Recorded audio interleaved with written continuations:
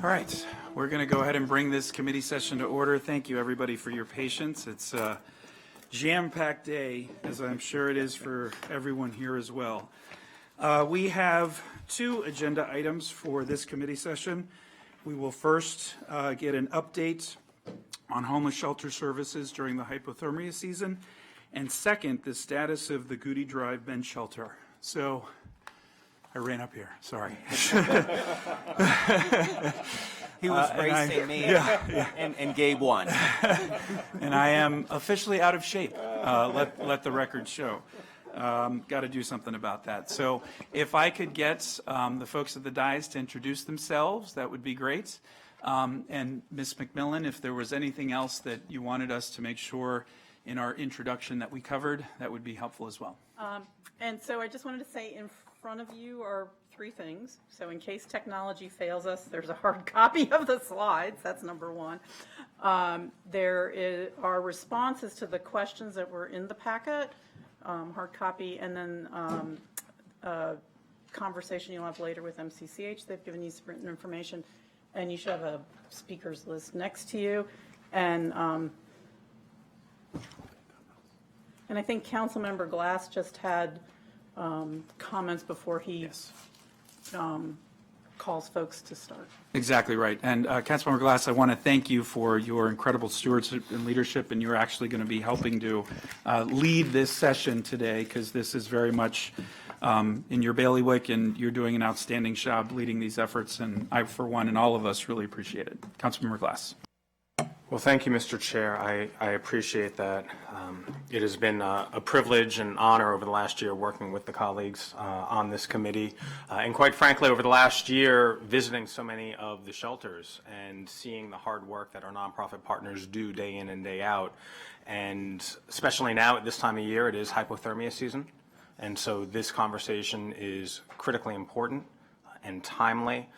And, you know, just last week or 2 weeks ago, right before Thanksgiving, I visited a number of the shelters and Progress Place and helped dish out some food there to people to get ready for Thanksgiving. And so I recognize that a lot of those providers are here in the community, and over this conversation we'll be getting updates and seeing how well we are serving those who need our help the most in the community.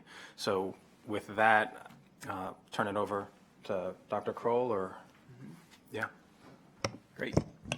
Good morning. Good afternoon, as the case may be. It's a pleasure to be here with you all, and thank you all for taking the time to come out this afternoon. I think we've got obviously two parts to this, and these things are overlapping and a little bit interlocking, but I think that given the guidance we've got from you all and from Linda, we'll start with winter overflow and talk about our status for winter overflow, and then we'll talk about a little bit about what it took to get us there under these circumstances. These are kind of an exceptional year for how we're managing winter overflow. So, and that I think in turn will lead us into, at your discretion, conversation about the specifics of Goody Drive.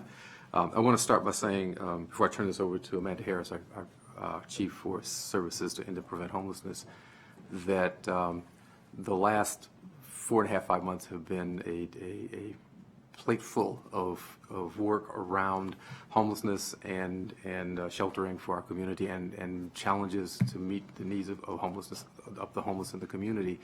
None of this work would be possible without an incredible partnership with the folks that are here and sitting behind us today. Interfaith Works, Bethesda Cares, Every Mind, MCCH have all been incredibly good partners in this process, and both around winter overflow and around Goody Drive and the challenges we faced around dealing with that. So with that, I'll turn this over to Amanda Harris. So.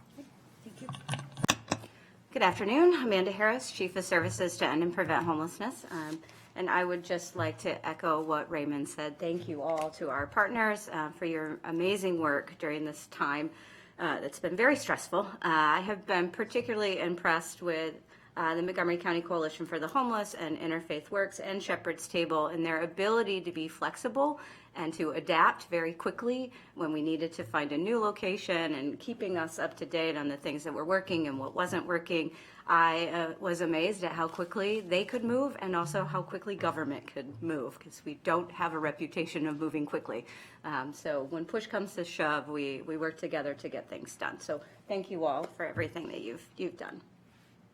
So I'm going to talk a bit about what our normal process is for the winter season, for our seasonal shelter, and then I'll kind of talk a little bit about where we've made some adjustments based on the evacuation of Goody Drive. So typically hypothermia season starts on November 1 and runs through about April 1st. So we don't actually close the hypothermia shelters until the temperatures are above 32 degrees consistently. So sometimes we're open until April 4th. Sometimes we're open until April 8th. It really sort of depends. So we're flexible there. We have 4 seasonal emergency shelters. The first one is at Interfaith Works, which is at Progress Place in downtown Silver Spring. They have the capacity at this point to serve 80 men and 25 women. In the past, they have served around 40 men and 25 women, but we added some additional capacity to meet the needs here without having Goody available. And I'm sure our partners can talk more about that later. At 6 Staff Court, which was previously Goody Drive, we had to relocate. They're able to serve 100 men at this time. So at Goody, they were able to serve around 135, 140 at that location, but we downsized when we moved to 6 Staff Court. They can serve an additional 70 men at the Crabs Branch location if needed. And Rainbow Place serves women. Their capacity is 28. And then we also have Winter Haven for women's services, so they can serve both single women and also women with minor children. And that is largely run by volunteers, and they rotate through churches. So it's really, their capacity depends on their ability to secure a location and to have the volunteers. They're more flexible with their requirements, so they're able to serve families or single women that may not have lost their housing in Montgomery County or are not able to prove that. So sometimes we'll see families seeking shelter that are coming from DC or Prince George's, and so we'll refer them to Winter Haven. Okay, I just talked about that. So I wanted to give you some information on the utilization rates over the last few years. So here you'll see the capacity over beginning in FY 17, 18, and 19. You'll have 2 numbers for each of the different facilities. The first is the highest. So throughout the entire winter season, that first number that was the maximum amount of people that we had staying there. And then the average is on any given night, this was the average number of people. For MCCH, that capacity, that 205 is their current capacity. They actually had more capacity. It was closer to 250 in 17, 18, and 19. For Interfaith Works Overflow, their capacity now has actually increased. So that's the old capacity is 70, but now they can serve 80 men and 25 women, so a little over 100. Rainbow, and then Winter Haven. So you can see that overall the system has the capacity to meet the shelter needs in the winter. That is not the case in the warmer months, but during the winter we have been able to meet the need. Most nights the shelter is under capacity, evidenced by the average nightly count. There. We just started less than a year ago a homeless resource line, or homeless information line. So this line is operated by EveryMind. It is, you can call in anytime. It's operated 24/7. It doesn't respond immediately to the crisis, or they're not able to send someone out to go and assess someone that may be sleeping on the street. This is for information and referral only. They do receive calls from concerned community members about someone sleeping outside, and they will, the line, EveryMind will actually refer it to the street outreach teams, and then they will respond within 24 hours. So EveryMind also provides street outreach up county, and then Bethesda Cares provides the street outreach down county. So they make those referrals pretty quickly. Since July of 2015, their average calls per month was about 63. Now, this is a new line. That number could go up or it could go down. It really hasn't been operating for very long, so we'll wait and see. More than half of the calls are coming from 2 locations. 27% of the calls are coming from Silver Spring, and then another 22% of the calls are coming from Rockville. It's not terribly surprising that that's where they're coming from. And then looking at the nature of the calls, so 54% of the calls that came in, they were inquiring about themselves. And I don't have specific data, but I think EveryMind can speak about this. A lot of the calls that are coming in through the line are people that are about to be homeless, or they're in an unstable situation. So many of them are not actually street homeless yet. So I think there's some opportunity there for us to intervene early so people do not end up coming into shelter. 39% were inquiring about other people, and then 6% were reporting an unsheltered person. We also have in-reach services. So these are programs that are available during the day. We have Interfaith Works Empowerment Center, Shepherd's Table meal program, where we have workers go into the meal program and engage with people. And then we also have our crisis center. So we can send our workers into the crisis center to assess the situation. Outreach services. So our street outreach, I think I just mentioned that EveryMind primarily covers up county, Bethesda Cares covers down county, the city of Gaithersburg handles the city of Gaithersburg. Sometimes they'll go up a little farther into Germantown, but they primarily work in Gaithersburg. And then Pathways to Housing is a new provider, and they also provide street outreach, but they work with a very specialized population. So they are working with people that have chronic substance use and serious mental illness and are very disengaged from services. So, and that's a referral only. So they're not doing the typical pound the pavement and go out and find people. I also wanted to provide information on the extreme temperatures. So there's winter when it's below 32, but then there are also situations where it gets extremely cold and it's extremely dangerous. So when the temperatures are falling below 20 degrees or there's a wind chill, we activate our extreme weather protocol. And so that means that our street outreach teams, they adjust their hours and they go out in the evening and in the early morning to try and connect with people and to try to strongly encourage them to come inside. In the event that they find someone that is not dressed appropriately, that does not seem to be willing to come inside, maybe they don't have shoes or they don't have a coat, then we would partner with the mobile crisis team to get them to come inside. And I think that's, oops. And then finally, Linda, will you help me? Okay, thanks. Let me look at my slides. I think the next part is around family shelter. Yeah, so just a little bit about family shelter. So the family shelter, other than Winter Haven, it doesn't actually increase in the winter. The numbers don't, they're pretty steady throughout the year. We always use hotels for the overflow. So when we don't have capacity to serve families in the shelter, we would put them in the hotel first. In order to access shelter, the family needs to come into one of our regional offices. So that's in Germantown, Rockville, and Silver Spring. You have the addresses there. After hours, a family can go into the crisis center. And if they have nowhere else to stay, we will place them over the weekend or until the next business day, and then they'll come into the offices and we'll have someone from Services to End and Prevent Homelessness assess. Our family shelters, we have 3 of them. There's Stepping Stones, Helping Hands, and Green Tree. And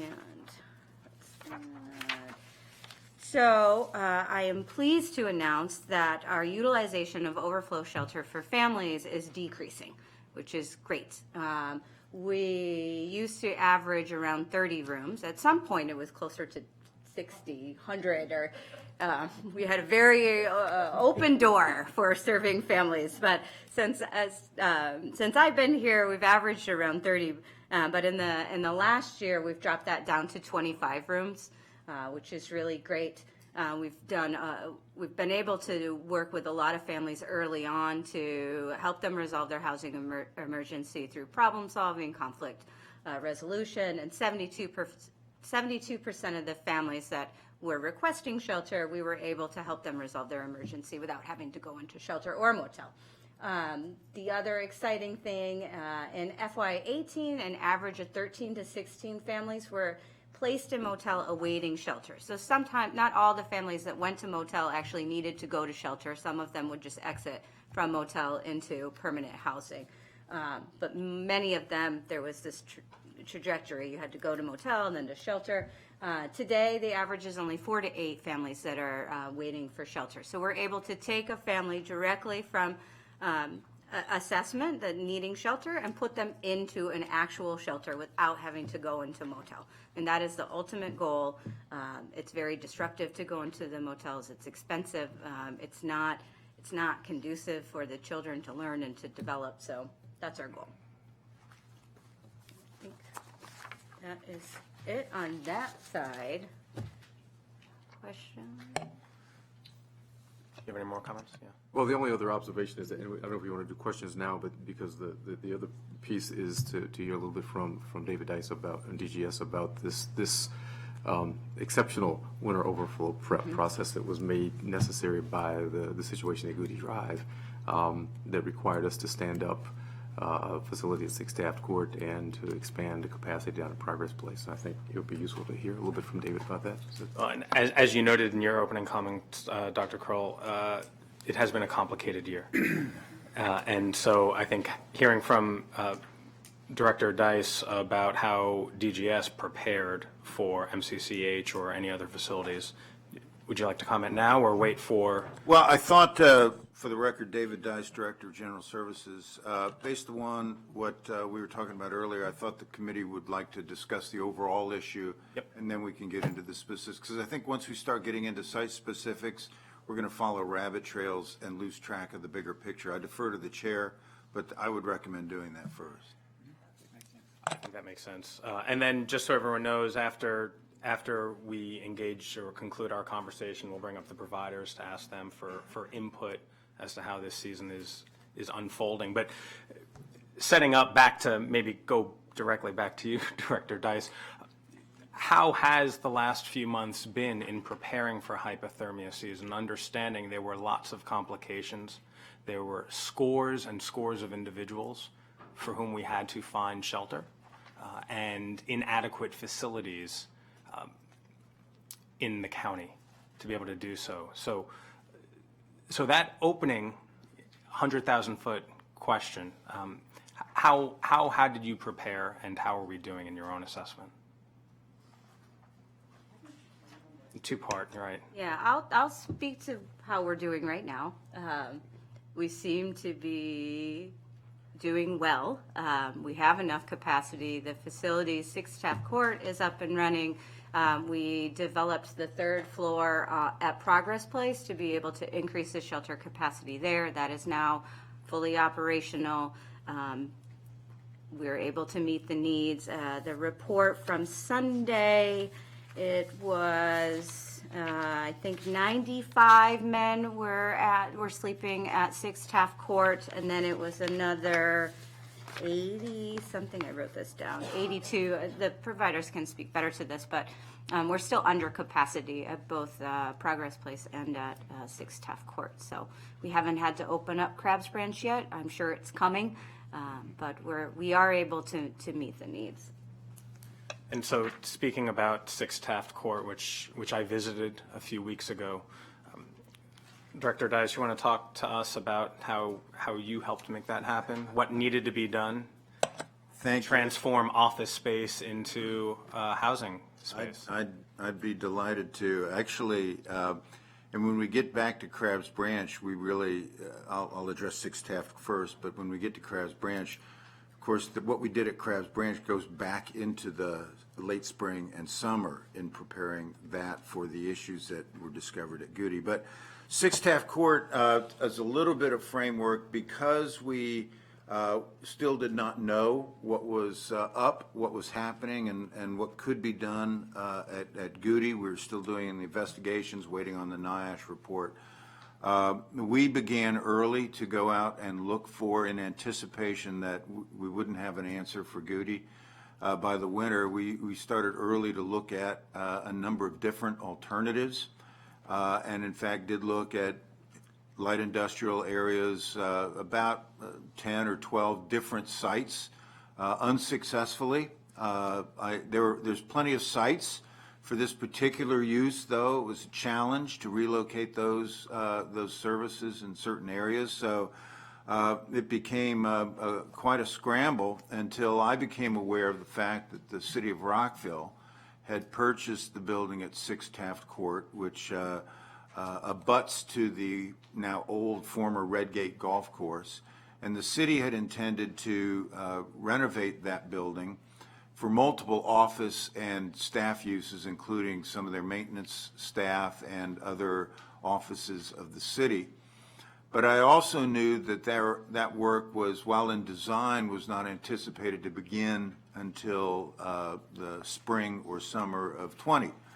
So I called the city manager and the mayor and said, can I borrow your building? And that's when the discussions began, sometime in August and September of this year. I will first give acknowledgement to the City of Rockville, its council, and its city manager and staff who worked very closely with us.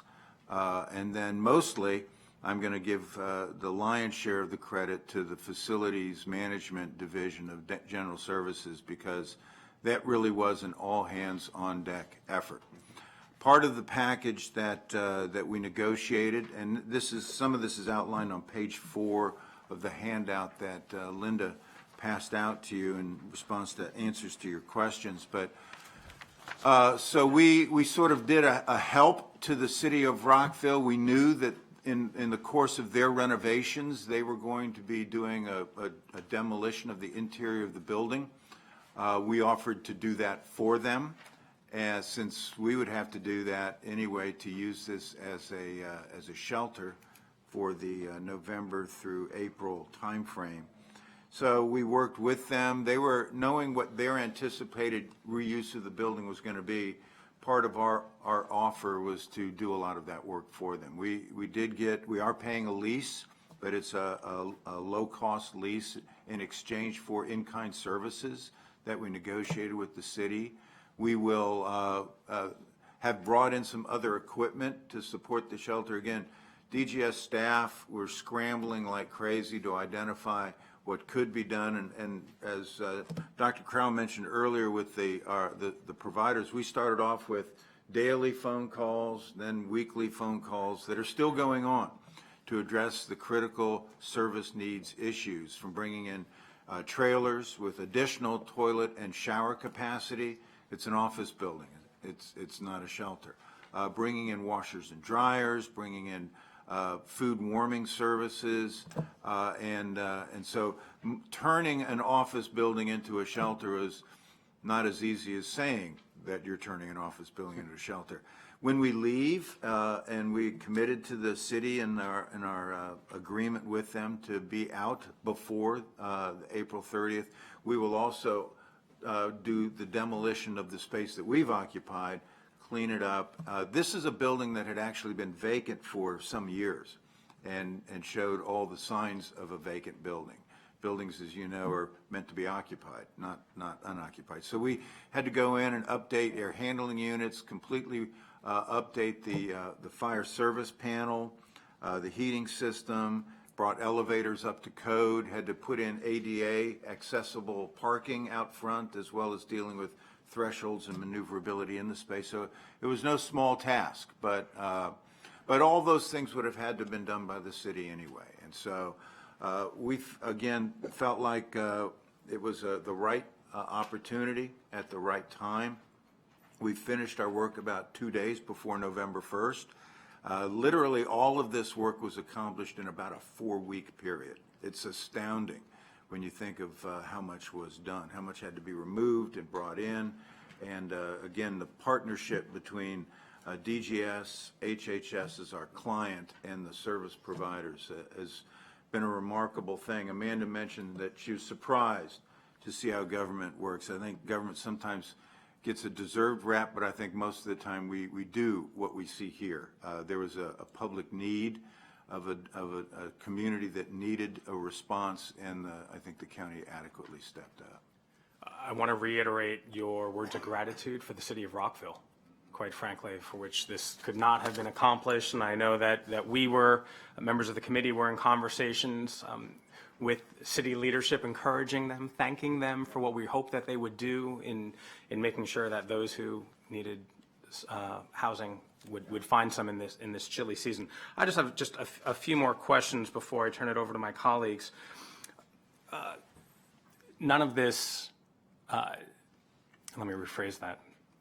All of this comes with a price tag, of course. And so two points of reference I'm curious about. How much has the county spent to refurbish Taft Court in order to make it a hospitable place for members of our community? And then the second budgetary question is, I'm delighted to hear that we're reducing our dependence on hotels, but for the 30 or so that are occupied, curious about what the budgetary price for that program is as well. So two different questions. Well, I'll address the first question relative to the improvements, although I know HHS has got other costs, but the actual physical improvements to Taft were just under $1 million, in the mid-900s, and that included both bringing things in as well as taking things out, removing of shrubbery, bringing the build up to code. We couldn't have been there to occupy the building were it not for, and the bulk of what we did, I mean, there was demolition, but that's relatively inexpensive. The bulk of the cost was in upgrading the fire service, making the building habitable. No one could have, by any fire marshal standard, occupied the building without doing those things. So. And frankly, that's something we would have had to do even if we had leased a warehouse space. None of these are costs that we would not have avoided. So it's just under $1 million for just the work at Taft Court. And again, there was additional work that had to be done at Progress Place, which you can't look at solving the problem that Councilmember Glass mentioned without factoring in Progress Place, because Taft couldn't handle the entirety of the need. So there was work that we needed to do there, but once again, we probably would have had to do that anyway. So it's not as if this might have been the catalyst that got work done, but it was necessary work. So I think we can hold our heads high regarding our expenditure of public funds. So altogether, between 6 Taft Court and Progress Place, to date, we've spent $2.17 million on this project, which is about 5% of our total budget, or county budget, for services to end and prevent homelessness. And then in regards to your question about the cost of motels, I don't have an exact number. I can certainly get that to you, but I believe it's around $750,000 that we're spending on motels, which could certainly be better used with rapid rehousing and putting people into permanent housing. Well, and my last question, you brought it in nicely regarding Progress Place and about capital infrastructure needs at Progress Place. Clearly, they're now taking more folk, but there were already some issues that we were trying to deal with to make that facility better inside and out, from some of the bathrooms and infrastructure to allow people to utilize the bathrooms and plumbing, and problems since almost the day that facility opened. Correct. And then outside security issues that have prompted many a robust conversation among the downtown Silver Spring community. So what is that infrastructure work like inside and outside? Well, regarding Progress Place, the numbers that Amanda mentioned were to ready Progress Place, the top floor, to be the winter overflow shelter.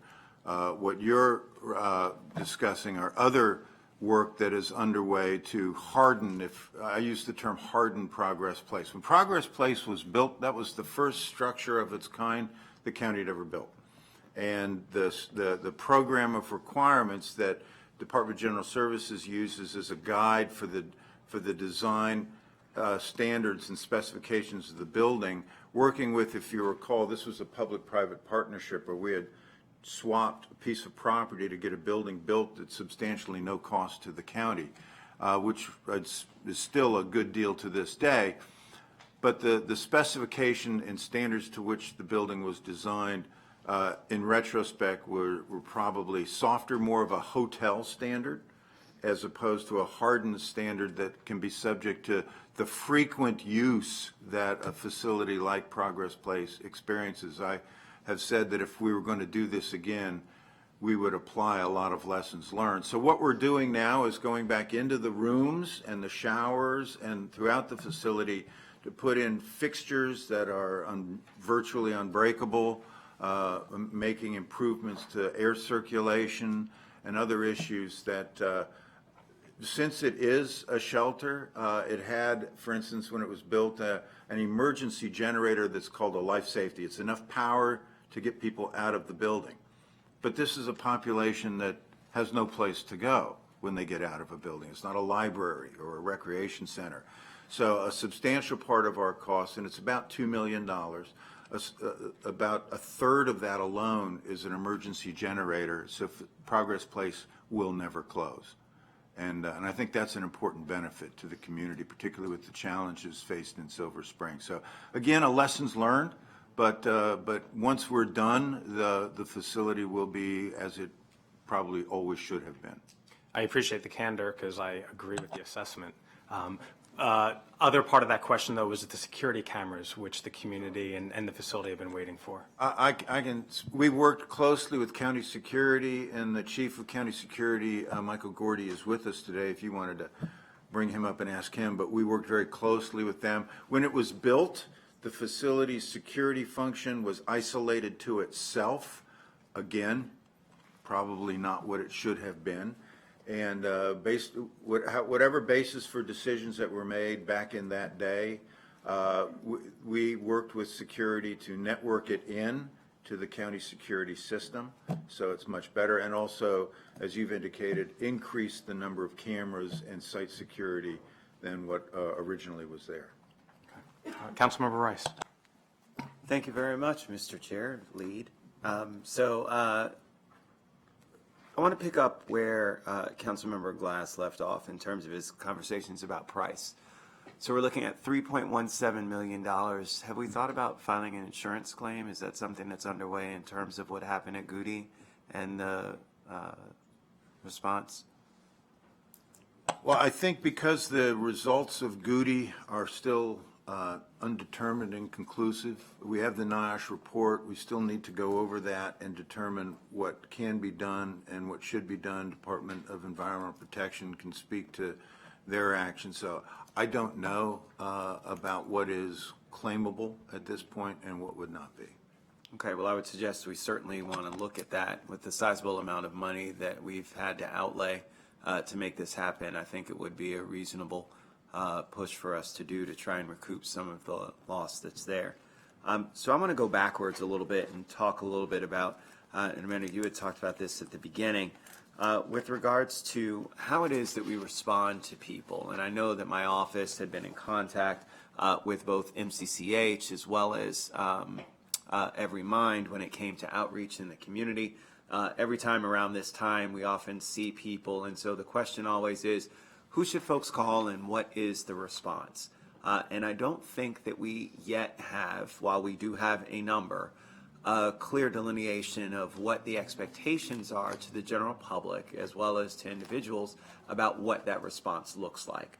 And so I think that that bears some talking through in terms of what it means, because I know I've asked for special exceptions for folks to come out and actually talk to folks because of the conditions that are there. But you had described, Amanda, a situation in which Every Mind is not going to come out right then and there and talk to that particular person. but I think that's what our community is looking for. That's what they're expecting. And so if we don't have that, then our police are then the ones that are kind of drawn into, and I know in this particular situation, it happened that it was myself and then another police officer who actually responded to the area to try and engage with the person. But that's not what we want as our system.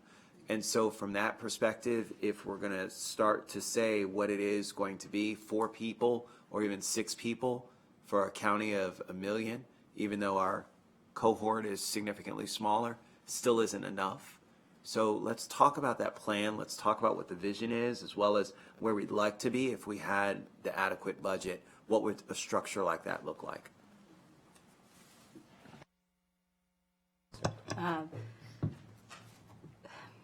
So I think I can talk about what it is right now and what the message is that we try to relay to the community. So if you are observing someone that looks like they are in danger, in imminent danger, that they are having a medical emergency or they're having a psychiatric break, we always encourage people to call 911 and call the crisis center. Right, so there's nothing a street outreach worker can do about that alone. They would have to partner with the police and with our mobile crisis team anyway. So that's one piece. Like when in doubt, just call 911. We want people to be safe. The other thing I will say is that most of the calls that come in when people are concerned citizens are calling and reporting that they're seeing someone, the vast majority of those individuals are already known to us. We are already aware. Our street outreach teams are actively working with them and engaging with them. So even though they might not be able to respond right then and there, they are working to get people to come inside and to come into shelter and to get into permanent housing. So there aren't that many people that are unknown. It does happen. We do learn about new people all the time. Well, not all the time, but some of the time. And when we do, then we connect. We try and start to engage them as quickly as possible. So I don't know what the volume would look like and how much of a need there is to be able to respond right then and there, and then what that response teams what it looks like. And maybe it is a partnership with the crisis team and the police, as opposed to a specific outreach team that can go out and assess. Well, and the only reason I ask is because, and I'm not telling you something you don't know, but because we're dealing with such a mobile, transient population, the reality in that person still being there at that particular place, that particular time, and being able to log who that person is, if it's definitively based on a description. We know some of our frequent flyers that are out there, but again, a generic person that's calling in for welfare, just saying that, look, it's cold tonight. Last night it wasn't at that level, but it was cold enough to where it's still, where a person wrapped up in multiple blankets isn't going to die of hypothermia on the street, but it's still not conditions that we would want anyone to be in. And so from that perspective, that's when a person calls and they say, hey, I see a person wrapped up at a bus stop. For me, part of the concern has always been that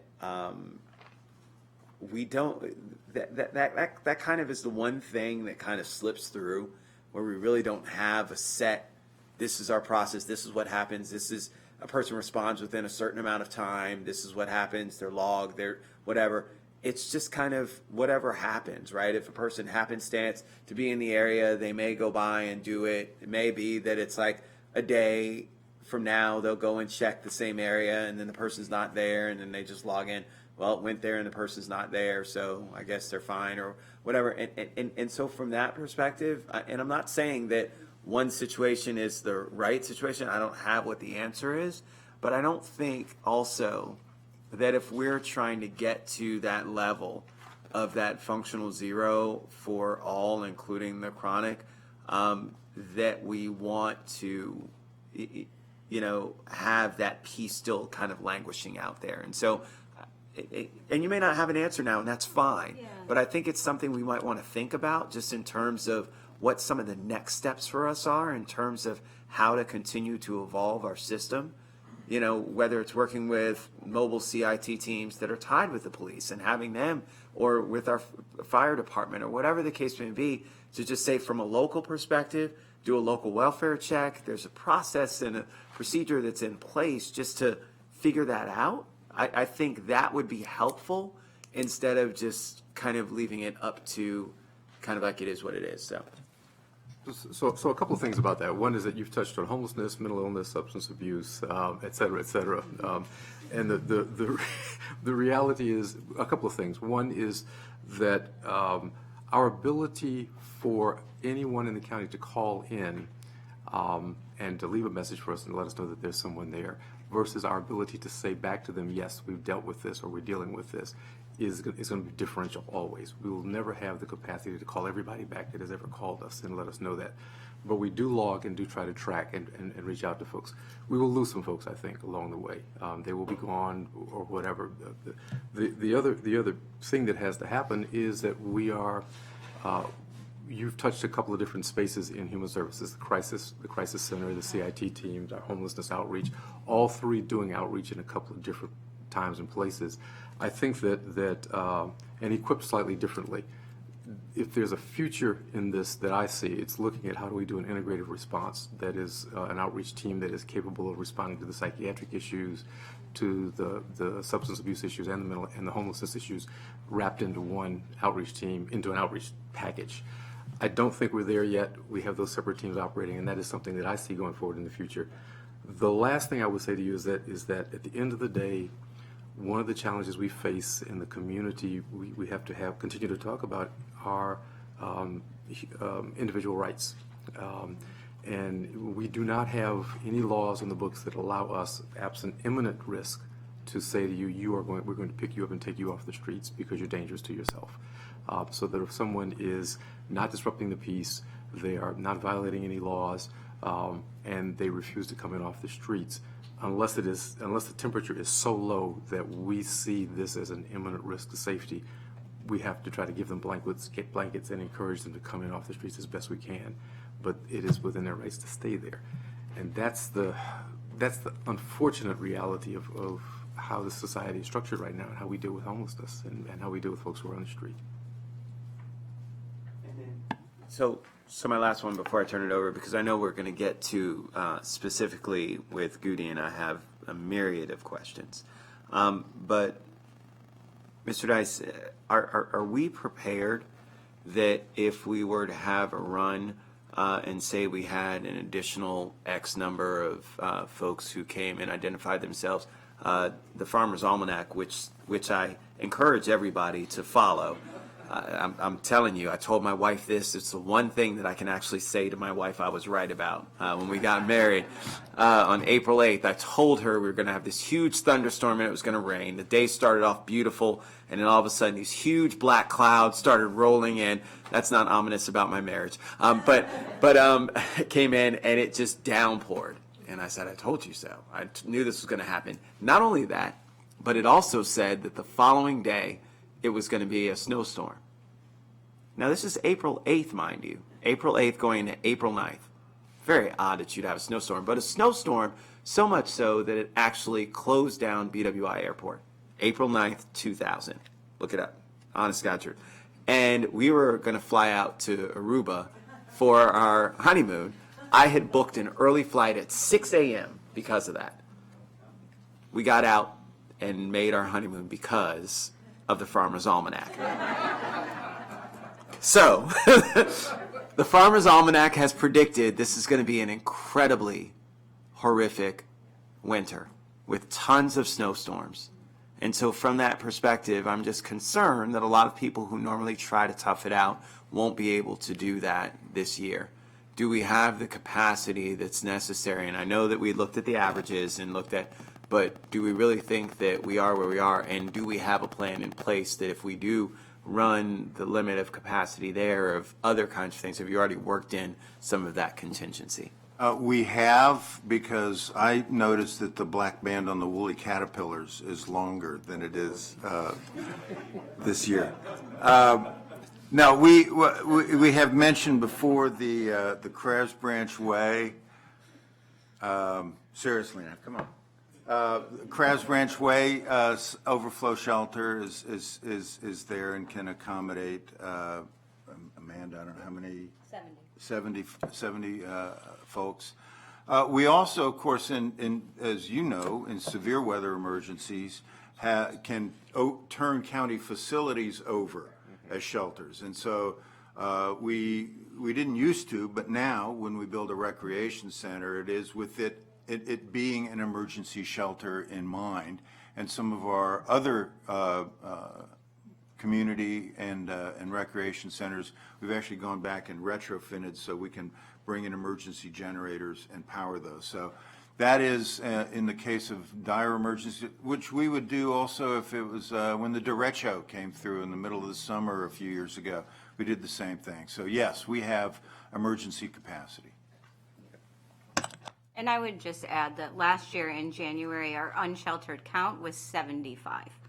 So if we can accommodate 70 and we're still not full at Progress Place and 6 Taft Court, we feel good. Now, I'll leave it at that, actually. So don't go far, but we're going to invite up some of our providers to get updates from them. So if representatives from Interfaith Works, MCCH, Every Mind, Bethesda Cares, and Rainbow Place Shelter would like to come up, and then we'll continue the conversation on Goody in a second. Well, whoever from Progress Place wants to come up. He's part of bureaucracy, so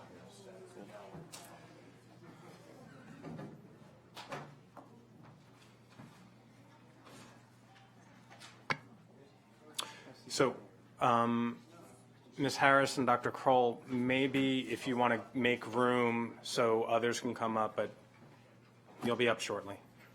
You'll be back. Yeah. Yeah, you can slide over.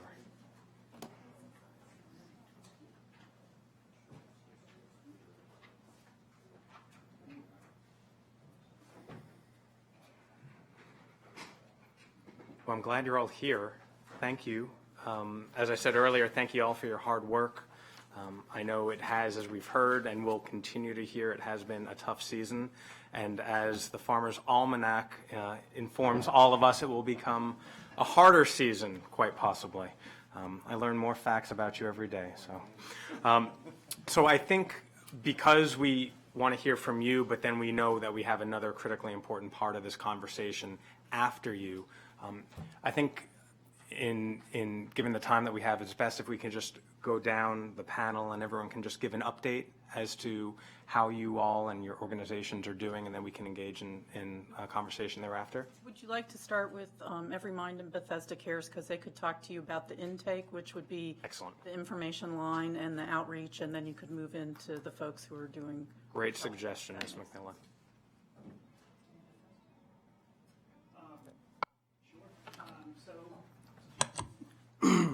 Is that good?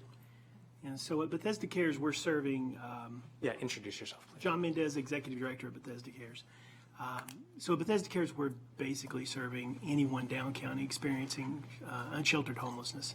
And that includes Wheaton, Glenmont, Silver Spring, Tacoma Park, Hillendale, White Oak, Chevy Chase, Rockville Pike, south of Montrose, all the way down into Bethesda.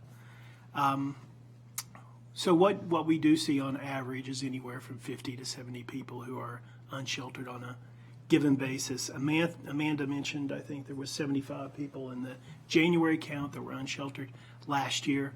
I think we have to understand that there are a number of people who are not going to participate in shelters. And that's a constant within, and no matter how much we talk about shelters today and the $2 million that we're investing in shelters, those individuals need permanent supportive housing. And so when I looked at that list of questions that were sent today and prepared today, I saw very little communication about housing as a solution. And these individuals that we're serving at Bethesda Cares on the streets, day in and day out, we're projected to serve about 350 this year. They need housing resources as a solution. And that's what they tell us. And every time affordable housing legislation is introduced to council, we need targeted affordable housing for people who are homeless every single time. And I believe every provider here would agree with me on that. That's what our outreach clients tell us. Those are the communities that we work in. That's the feedback that we get in Down County. So, and I'm open to questions or. And then, John, from your perspective, how is the season going from you and your staff? I would say it's a challenging season from the standpoint of we've not seen a steady flow of housing resources into our continuum of care over the past year or so, give or take. We can step back and look at the successes that Montgomery County has had when we were involved in the Veterans Zero 2016 campaign. Do you remember what got us to a functional zero? Housing. Okay? It was housing that got us to a functional zero. It wasn't a lot of other things. It was housing. Those veterans went into housing. And so those resources that we need, that we can put on the table, the council can come to our providers with and partner with in terms of housing solutions, that's key. That's instrumental. And it's instrumental all the way down to the people who are unsheltered on the streets. We got a call about, we've gotten 50 calls about one individual in downtown Silver Spring. Riamberto Rodriguez, people like that contact us about that individual. And typically, when we get that call, I'll reach out to our outreach workers, and we have already seen that person every single time within a 3-hour window before Riamberto even contacts us. So that's part of the question that you had for Amanda a moment ago, how often do we go out? Typically, within an hour to 3-hour window, we've already seen that person that a call comes in on. So that's happening. But that individual, guess what we're targeting for that individual for solution? Housing. He will not go into shelter, but it's housing that will be the solution for that individual. So. And just to follow up on something that you said, which is relevant to this broader conversation about a mobile unit. While it's not a mobile unit, you said that you respond to calls within an hour to 3 hours or so? Before the calls come in. Before the calls come We're there an hour or 3 hours. Before. So if you called me about a homeless individual on the street today at 4 o'clock, I could call our outreach staff and they had already seen that person within an hour to 3 hours. The individual that is on Georgia Avenue, who sometimes takes his shirt off, you probably know who I'm talking about. So we built a relationship with that individual, and he was housed yesterday. So that's the kind of work, ongoing work that we're doing in outreach. And there's a difference between housing-focused outreach and what some of us call a constituent response to homelessness. So that we get into this conversation where are we actually helping and meeting the needs of the individual versus just a constant constituent services response. And that's with a hotline and things like that. So that gets us into ethical concerns and things along those lines. Yeah, well, you are on the front lines, and clearly the information you have, you're the leading indicator. So that's a testament to the on-the-ground work that you and your colleagues do every single day. So thank you for that. Thank you. We can just keep moving down? Okay. Everymind. Yes. Your button. Hi, good afternoon, Jennifer Grinnell from Everymind. So we do the homeless outreach services for the Up County and the homeless information line. So same, we've got 3 full-time case managers. And I know this might be bounced around, but I wanted to come back to, we talked about kind of the calls that might come into the homeless information line that are tips. So we've been doing the line now, it's been 5 months only. And we've gotten, I think the total has only been 15 tips that are actually calling in about somebody like, that they've seen somebody. And those either go to the catchment area of our team, Bethesda Cares, City of Gaithersburg, and we also then do follow up within that 24-hour time frame. But there has not been any of those 15 that any of the providers actually didn't already know, which is a good thing. I mean, maybe we want to see other people, but we do know those people. And I just wanted to mention that for our homeless outreach team, if they go and that person is not there at that time, we don't just go back to that area. It adds on to kind of what then our kind of area is that we're canvassing not only around that area, but then we go back regularly. We don't just do a one-time check. It just kind of adds on to what that route is for that case manager. And so I'm not sure, so we do all of the outreach services also in terms of following the, when the temperatures drop and going out and doing all of that, and then we answer the homeless information line. And so on the homeless information line, just before Thanksgiving, my office received calls regarding 2 youth, LGBTQ youth who were about to become homeless. And so we gave them the hotline number and reached out to other advocates and organizations. But it sounds to me that there are a bunch of different numbers for people to call. Is that a correct assessment? Yes, I think depending on the issue that someone's calling with. And so one of our main goals is to make sure that the most current information that we've received is posted for all of our staff and volunteers who answer the phone to make sure that they've got the most current information. But as just doing the information and resources, yes, then it would be kind of, here are a few options depending on what you were calling about. Is that what you meant?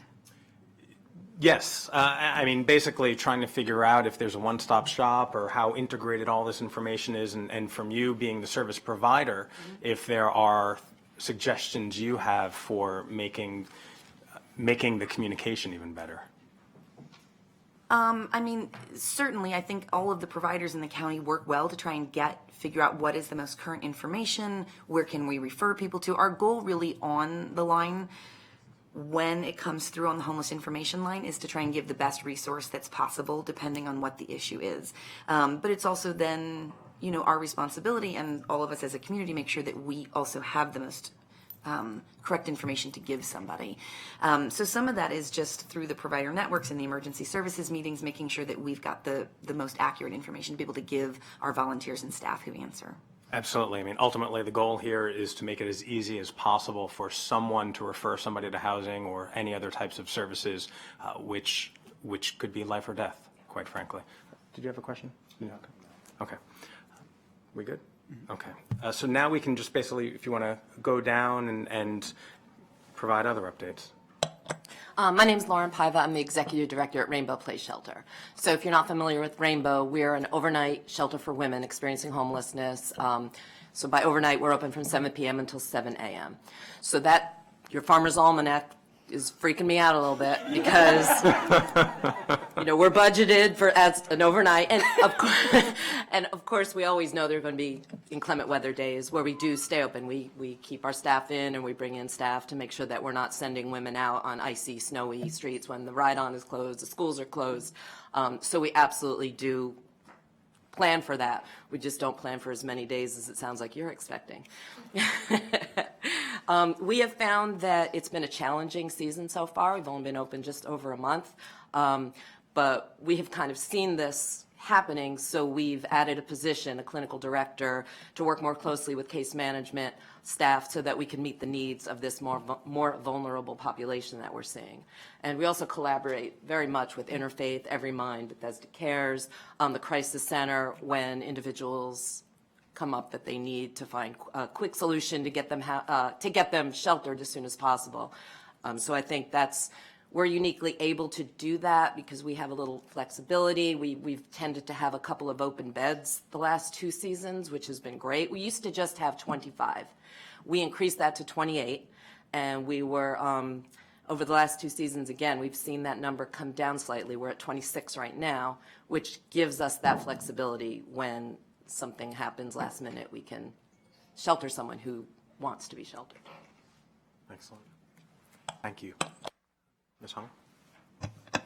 Hi, I'm Christine Hong. I'm with Interfaith Works. I'm the director of our Homeless Services Department, and I'd like to share updates with you about both our Interfaith Works Overflow Shelter as well as our day program and Women's Center. But before I do that, I wanted to thank you all for your support for the additional security funding at Progress Place. I'd like to say, so we have, and I'm sure Mr. Gordy will report on this as well, we have security in place, county security officers from 3 p.m. to 7 a.m. And that has made a huge difference. I know we're eagerly awaiting recruitment so we could get to the 24/7 security, but we have had no security breaches in the overnight hours since the security started. So that's a huge success because those breaches were what caused staff members and other clients to be assaulted in the past. And so we are very thankful for that support, and it has made a big difference this year, and want to thank our collaboration with Mr. Gordy and his security team. It has made a big difference. So I wanted to talk a little bit about what we're seeing overall before I talk specifically about overflow. We are seeing an increase in individuals this year at our Empowerment Center program in Silver Spring of people who have both chronic health conditions and physical disabilities. We've seen a 13% jump in that number, and just wanted to report that out because it is challenging to work with individuals who are very vulnerable because the placements for them are limited. And so wanted to share that, as well as we're seeing an increase in the number of women with serious mental illness at our women's shelter on 2 Taft. And although HMIS shows that we have currently served 43% of our guests there who have mental health conditions, that is self-reported. And so when our clinicians look at them and they assess, the numbers are closer to 78%. So also wanted to report that because the resources for individuals who are in need of programming, shelter, housing, specifically catered to individuals with mental health conditions is not adequate. And it's been a rough year, I will say that, at the Women's Center. Going to our Interfaith Works Overflow Shelter at Progress Place, I did want to add to information that was shared before that our established capacity there is, as Amanda said, 80 men with the opening of the third floor. So that's a twofold increase from previous years, and then 25 women. In addition to that, we can use auxiliary spaces like a computer lab and storage rooms where we put our mats to accommodate an additional 10 or so when it gets to be sub-freezing. So we are known to go over capacity, and we will do that this year if needed. So although the Farmer's Almanac is a little bit intimidating, we can expand a little further beyond the stated 105 spaces that we currently have. So that's good. The other thing that is essential to know is that the men's overflow at Crab's Branch is very much essential because in the event that we need more beds, the Interfaith Works overflow can accommodate more women if we needed to. So then we would, in the past we've relied on Ride-On to transfer men to Crab's Branch or to 600 East Goody. We can do that again this year if needed, I think, if the collaboration is there. But what is unique about Progress Place and Interfaith Works Overflow is that the space is flexible. We're not talking about beds, we're talking about mats. So we flex in the way that we need to. So, for example, at the beginning of overflow season, when 6 Taft wasn't yet ready, we prioritized men and we sent women by lift up to Rainbow Place because they were open and they were not at capacity. So we have the ability to meet the need as it is, and that's important to know, but we very much rely on our collaborators and partners and the shelter space that's there. In addition, I just wanted to comment that I agree that as far as the approach that we need to the increased need for outreach, that it does need to be integrated. I think that we know at Interfaith Works, we very much rely on our outreach partners as well as the police and the mobile crisis team. And what I would say that we really have seen as a major asset on top of our law enforcement officers is the CIT training. And so when we call and we say that we're dealing with a situation involving someone who has a behavioral health condition, either mental health or substance use, then they will send somebody who has that extra CIT training, the 80-hour training, and that really is essential because those officers are better able to deal with those situations, de-escalate them, and address them in a way that's not criminalizing, that is sensitive to the person's needs, and so the outcome is usually better, and we really rely on those officers, and yet there are not enough who are trained at that level. So I would just say that I think could be a game changer as far as building the capacity for our overall ability as a county to respond to individuals who have behavioral health conditions. And then, of course, I would just totally support what John says, that, we prefer investment in permanent housing. We know that there are lots of conversations about the need for more year-round shelter. At Overflow in Progress Place, I would say, because the shelter is mats on the floor, it's not ideal for year-round purposes, but it is very good for hypothermia season. And I think that's all of my comments.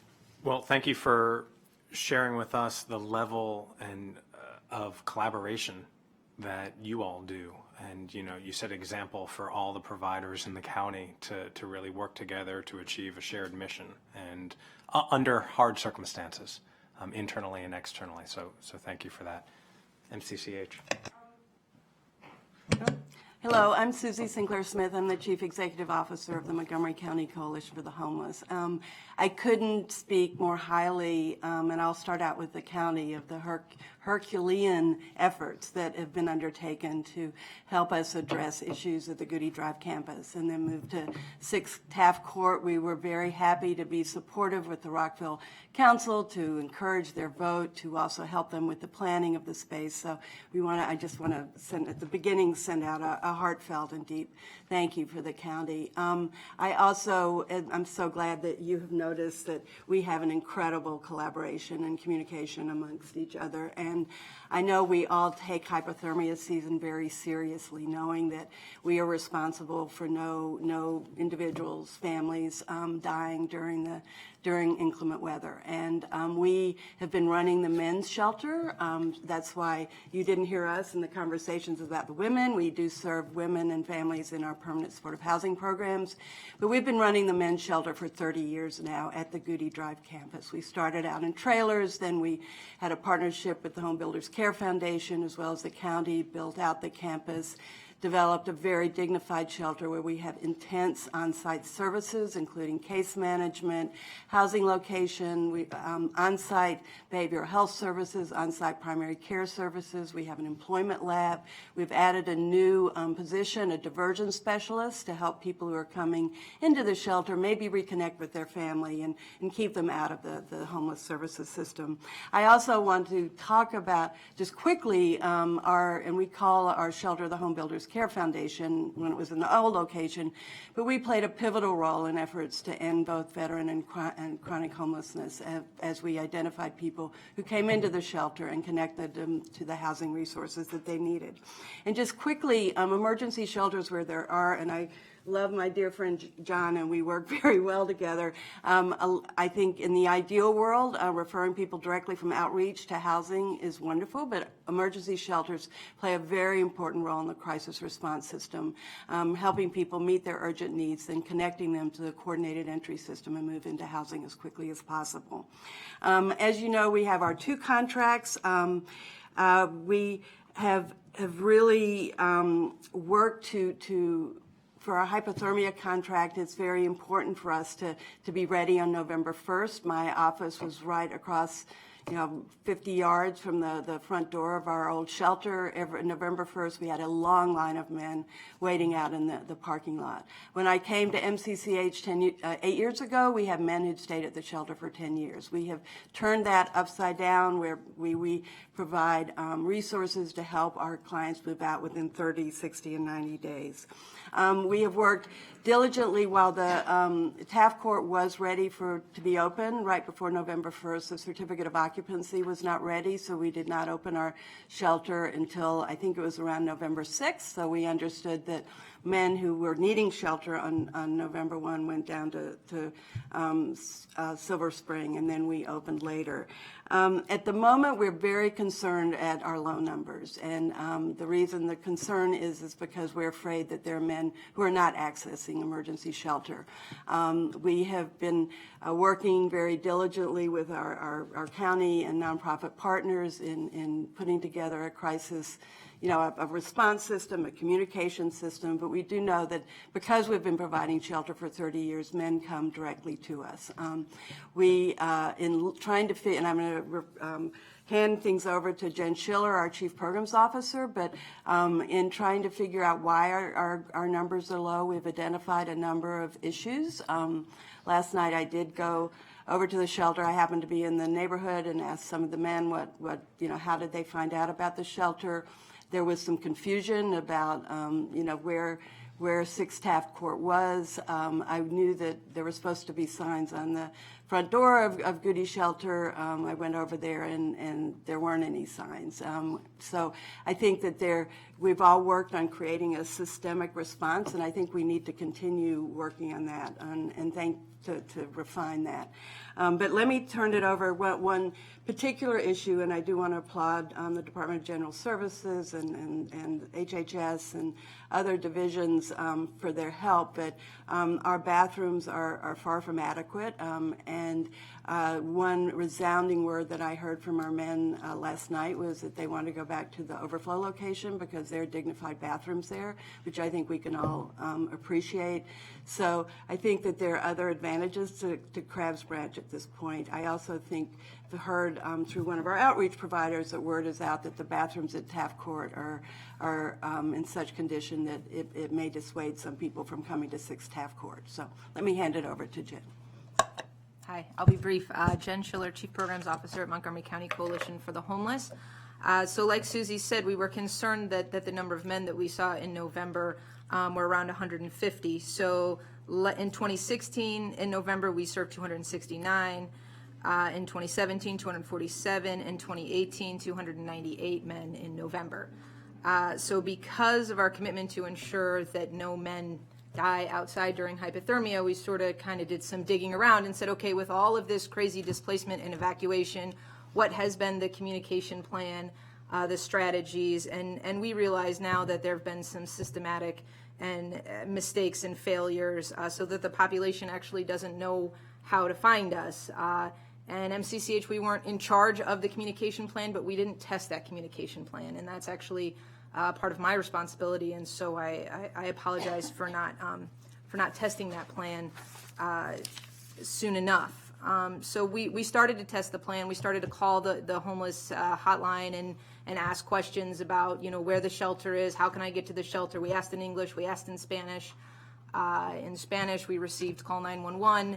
In English, we received a variety of different responses, including we can't tell you where it is, or wrong phone numbers, we don't know where the bus routes are, etc. So we realized right away that our partner, and I did let everybody know I would be talking about this, but that in the helpline, we needed to do, on an MCCH side and on an HHS side, we needed to do better with getting real-time information and constantly testing that system, because at 1 o'clock in the morning, you should get the same response that you're getting at 5 o'clock in the afternoon, and that wasn't the case. There's also, like Susie said, there's not a sign posted at HBCAC Goody Drive, or if there is, it's gone now. I don't know if it's there, if it left, but it's not there, so people show up there.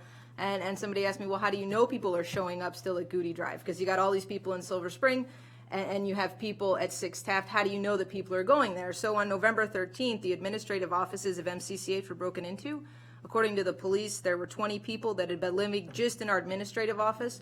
Then if you go over to Chase, the old Chase house, which was transitional housing, or you went over to the Safe Havens, which it has been closed, there were additional people living inside there. So we know that on November 13th, there were a number of people who showed up, or before, they said they'd been there about 2 weeks. So probably on November 1 is my guess.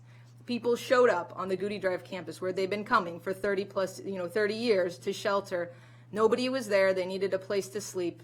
They broke into the facility, and that's where they lived. And it wasn't until I showed up to get some computers with some other people on November 13th that we realized that the office, that there were people living in the office. And we know they were still there because their irons were plugged in, and pizza boxes were on the floor, and our offices, they had sleeping bags and shoes and everything there. So we definitely knew there were a whole lot of people living there that weren't living at 6 Taft Court, that weren't living at Progress Place. So what is our communication plan? And how do we ensure that these people know where we are and are seeking shelter? And I really think the tragedies haven't happened right now because it's raining outside, right? So it's not really cold yet. That's all I have. Thank you. Good. Sure. Go. Could I just add one more thing? I also checked that Farmer's Almanac and did notice that, because I was concerned, that there's going to be significant precipitation and cold weather. I also think there needs to, and I think this is part of what the earlier conversation was getting at, that there are some people who are not able to call the hotline, and we really need to have a very, and I share Christine's observations that the men at our shelter are extremely vulnerable, and we have a high level of people with behavioral health issues. So we need to take that into consideration in our plan. So thank you very much. Well, had you consulted the Farmer's Almanac next year, it would not have told you how rough a year you would have had ahead. And despite that, you've been doing your work. You've working with county government as best you can to try and provide shelter for individuals who need it. And I'll tell you, when I went to 6 Taft Court a few weeks ago, I went in the wrong way because I didn't see any signage. And the fact that there is no signage at Goody Drive is disappointing, and that we need to correct this, and we need to make sure that individuals looking for shelter find it. And at least not only find the actual shelter, but find the place where they can get shelter. I'll turn it over to my colleagues who I know have some questions. Mr. Thank Chair. you. So there's a lot to process on your comments just now. I'm going to put a hold on that because they're related to the Goody Drive conversation and next steps there. But for purposes of the panel as a whole, John, I really appreciate your comments regarding housing. Clearly, that needs to be the long-term solution, not even long-term, short-term solution. And I know my colleagues and I are committed to that. And in fact, we're going to plow full steam ahead. So, yes, go ahead. If I could make, I'm sorry, John Mendez, Executive Director of Bethesda Cares. If I could make a point, I think that Councilmember Glass and Councilmember Rice brought up the cost of housing earlier, or the cost associated with these things earlier in the conversation with Amanda. And what we see is a constant ricocheting of individuals going through very expensive systems of care. There are EMS, there's police officer responses, which is very stressful on our officers, county staff being called constantly. That's a very expensive way to manage homelessness versus solutions to end homelessness through housing placement. And it's much more effective. Housing ends homelessness, we know that. So there's some cost association here that I think we need to look at. The previous council had taken a look into it. I could tell you that between 2000 and 2010, there were 65 studies nationwide that showed cost effectiveness and how governments were finding much more cost-effective ways in housing resources for people who are homeless. And that's what they want anyway. I appreciate that, and I think, as we learned during the government shutdown, there's a large percentage of our population who's right on the edge, and one major healthcare issue in their family, or because of the mental health status and the lack of infrastructure and support and beds that are out there, it obviously has to be a priority. So I appreciate that. I just had 2 general questions. One, obviously, the homeless issue is a regional issue, not just specific to Montgomery County, and we know that there have been some shifts and changes in policy from our colleagues in the District of Columbia. Has that impacted your work? Are you seeing any shifts or changes as a result of some of the policy shifts and changes that I've read about from the district? Or are we seeing the same clients, as you mentioned, that we already have a relationship with, or has there been, in the last year or so, a new wave of some sort that could be attributed in some way to what's going on in the district? I can respond to that based on what we're seeing at the Interfaith Works Empowerment Center and Overflow. So what I will say is Montgomery County has done a very good job of housing our chronically homeless, and so we have seen a decrease in the number of homeless individuals who became homeless in Montgomery County because many of them are now housed. And we are seeing an increase of individuals seeking our services, even just basic needs like showers, laundry, meals, over at Progress Place. As far as numbers go, I can say that at Overflow, our Interfaith Works Overflow shelter, just from November 1st to now, we've served 243 unduplicated individuals, and about 25% of those are not from Montgomery County.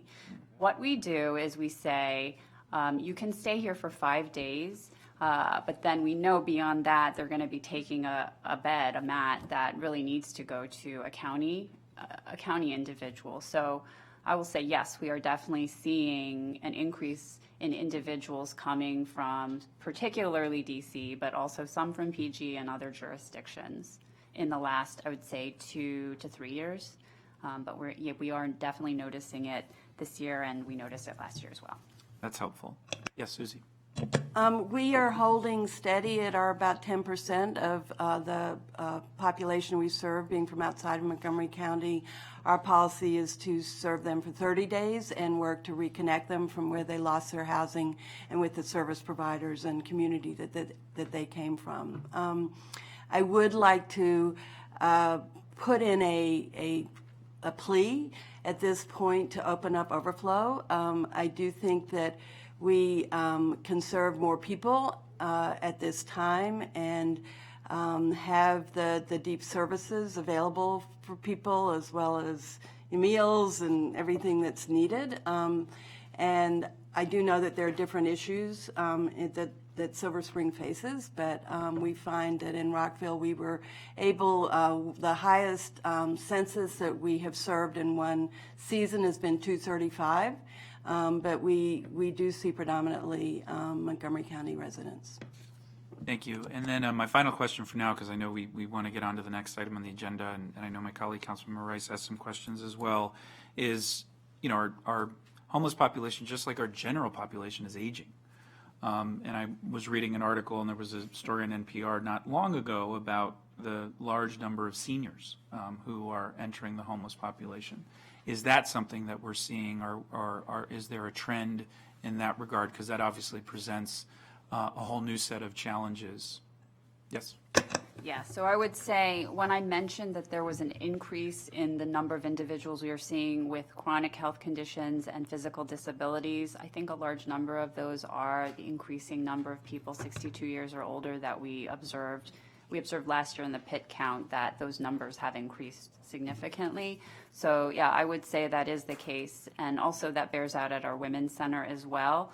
That group is challenging to serve because we know that in their 60s and 70s, they're not going to be increasing their income significantly. And so we have to look for housing interventions that fit that, the fact that their income is likely not going to increase. So we are definitely seeing it at Interfaith Works.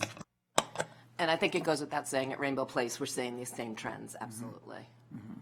At the Gen MCCH, so at the men's emergency shelter, about 23% of our population is over the age of 55 this fiscal year, and 34% have one or more disabling condition. And through the street outreach of Bethesda Cares, we're seeing anywhere from 18 to 20% of the population that we serve that are seniors. And it's one of those things where, where are the housing resources? There's lots of senior housing coming online that's been developed over the past 5 years. We see very few of our homeless seniors, Montgomery County residents, our neighbors, getting access to those resources. Thank you. Councilmember Rice.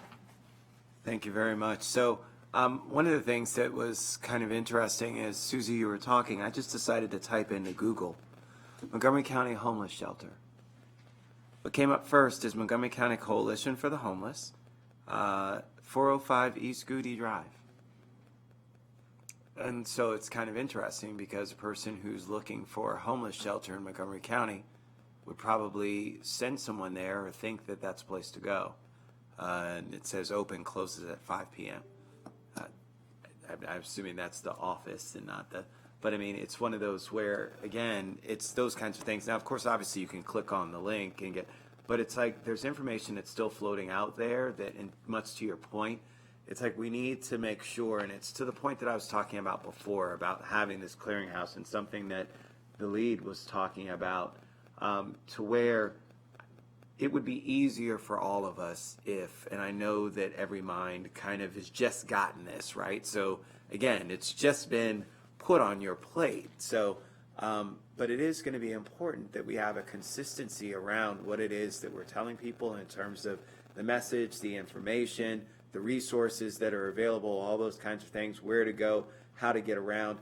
I mean, at least there needs to be not only a sign directing people who show up, because this is the time, right? If I stayed in the woods, and I know people like this. I mean, I did it because I was with MCCH when we did stuff like this and engaged with folks who only come out during this time to go. So they're in the woods in their own place. They have their hunkered down. They have their own place. And now they're like, okay, it's getting kind of cold. So now I'm going to show up at the shelter, right? So now's the season. And they show up and there's nobody there. Well, that's home. That's second home for them. And so, of course, they're going to break in and be like, well, this is home. This is where I'm supposed to be. This is where, and keep in mind that when you talk about having folks who do have mental health issues, how difficult is it to get outside of your routine? Someone who's experiencing a mental health condition, who's challenged with, this is what I do. During this time to this time, that's where I am. During this time to this time, that's where I am. That's why some of those folks are there. I'm not going to claim that I know why all of them are there, but some of them are there because that's the consistency of what they're used to. That's where they're used to being. And if we don't have something that's there to direct them and give them resources on where to go, and they just show up and see something that's there, they're going to be incredibly frustrated, very upset, very confused, right? Unless there's bus routes that tell them how to get somebody, a phone number for someone to call, whatever the case may be, then what if that's not there? And you actually could have an episode from someone from being there at that door and there not being anybody there and not having access to the resources. And so I think that we do need to think about this more seriously in terms of making sure that we've got all of that together. And I don't know, I haven't been to the shelter to look at it myself to see what's there, so I don't know what's there. But assuming that there's nothing there, there needs to be something there that's very explicit about what it is, that gives directions, multi-language as well, that says in at least English and Spanish which way to go, where to go because this place is closed and what happened, to make sure that people know. I mean, we assume a lot about, because we're in an information and technology age where everybody's got one of these and they can access stuff, and we forget that so many people are not as connected as we are and don't have the same access to resources. And so I think that that's just important for us. So thank you for bringing that up. I think that we need to follow up and make sure that that's there, that there's appropriate signage as well as information that's there for folks. A person who decides, a person who's doing the right thing and says, and I know people like this, Jen knows, in Germantown who will help folks and just be like, church folks who will let people stay in their homes and then say, okay, I'm going to, take you to the shelter. And they pull up and they're like, yep, we're going to Montgomery County Coalition for the Homeless right on Goody Drive. And they pull up because they don't know. Why would they know? They're not watching the county council. They don't know what's happened. We don't have a paper that says, hey, Goody Drive shelter shut down. So how would they know? I mean, was it in the news on a big story? Those kinds of things. And so from that perspective, I just really think that it's important. Now, I know on your website you've got it. So, I mean, that's all fine and good. But it's just one of those where, again, I think that there is a lot more to this, that overall, just beyond Goody, amongst everything, that we've got to say from a regionalistic perspective, what's our plan, right, in terms of with the outreach. And then I also do think that while we do, and I appreciate what you said, Jennifer, about the follow-up in the 24 hours and you do canvass, I think that around this time, we should be canvassing regularly. And I'm not saying that you don't, but I'm saying I know I go to the Germantown bus shelter from time to time. And again, it may just be that you're not there. Jen knows it's a place that we found out was a hotbed for folks, right? And I see people there all the time. And I talk to them, which I know I'm not supposed to. But it's one of those where it really is something that I think that we can get a bit more kind of proactive in terms of what it is that we're doing. And it's not to say that you're not doing it. It's just that I think that we can do more, and I know that means more resources. And I understand that. And I'm telling you, this committee has historically been, Gabe and Evan just got here, but they're supportive, but historically, we've been always supportive of doing more because we know what it means, right? I don't want to see, just like you don't want to see, any life lost in this kind of weather, hypothermia, to whatever the case may be. And we know, we've heard the stories anecdotally about how we save lives. We've taken people off the streets, gotten them wraparound services and help, and found out that they had medical conditions where they were about to drop like that. Everybody has stories about it, so we know what this is. This is about lives and saving lives, and we can do it. And so that amount of money, I don't put a price tag on anybody's life like that. So from my perspective, the more that we can do to be a little bit more aggressive in terms of our outreach, especially around times like this, right, is just something that I think I'd like to see us come up with a more comprehensive plan. That's just my push. We've been really racking our brains about how best to reach out to people, and we came up with the idea of, we do put together a sort of a comprehensive card of services, but we thought, since we could distribute these small cards saying looking for shelter and putting both, if you're a man, putting Taft Court, but then also the crisis center if you need additional help.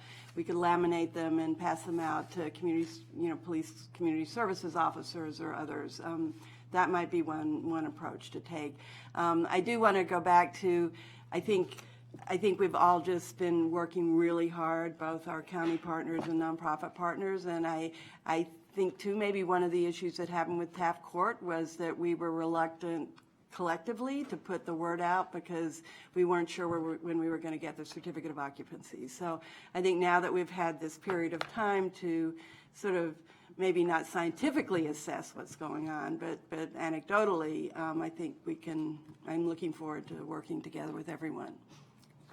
Mr. Chairman. So I'll be very quick because we need to move on to the next item on the agenda. But obviously, there have been a lot of discussions with regards to what's going on in downtown Silver Spring. A number of community meetings, a number of sessions. I see my colleague and friend, Gilberto Rodriguez, in the audience. We are not going to have time right now to fully unpack and process, some of those conversations and solutions. I do think some of them may have budget implications. So, Councilmember Glass, I'd like to suggest that we have a follow-up and certainly invite Councilmember Hucker, our district council member from District 5, to have a follow-up discussion specifically with what's happening in downtown Silver Spring. I know there are many solutions being planned and discussed with some fiscal implications for sure, housing obviously being at the forefront, but that does, I think, require a special level of attention given the community feedback we've received on that issue, and I'd like to suggest a follow-up session specifically on that. As you're transitioning, maybe you could just get a really quick update on the security, since council added the money for the security, so that you understand when the 24 hours going into, and then we'll set the bigger Silver Spring issue. I think it's a broader issue than just the security. Much broader, and actually it's a broader issue than homelessness. Yes, of course. So there are many issues going on in Silver Spring about people who are concerned about a variety of things, and it is not strictly an issue about homelessness. So we need to remember that as we're having those discussions as well. Very good But point. I think since Ms. Hong mentioned that things are better, right, it would be just take like a couple minutes and just know when the security package that you all funded will be in place would be helpful. And just leave it at that for today and then move on to the next. That's okay. I will always take the chair's recommendation on how to manage the committee, and so I agree with that assessment. We're barely going to have enough time to talk about Goody Drive. We will do a good job of talking about Goody Drive, but there is so much more that we need to talk about. And so last thing I will say for everybody up here, clearly we appreciate all the incredible work under all of the various restrictions that you have been operating under this year, but I will say that I will be participating in the point in time count, January 22nd, I believe. And so invite everybody else to participate, be on the ground, seeing what this need is and what the impact is for ourselves. And so I know I will see you before then, but we all appreciate everything that you're doing, and we will continue this important conversation. So thank you. With that, MCCH can stay, and we'll play musical chairs with everybody who was here before to talk about Goody Drive. Yes, Mr. Gordy.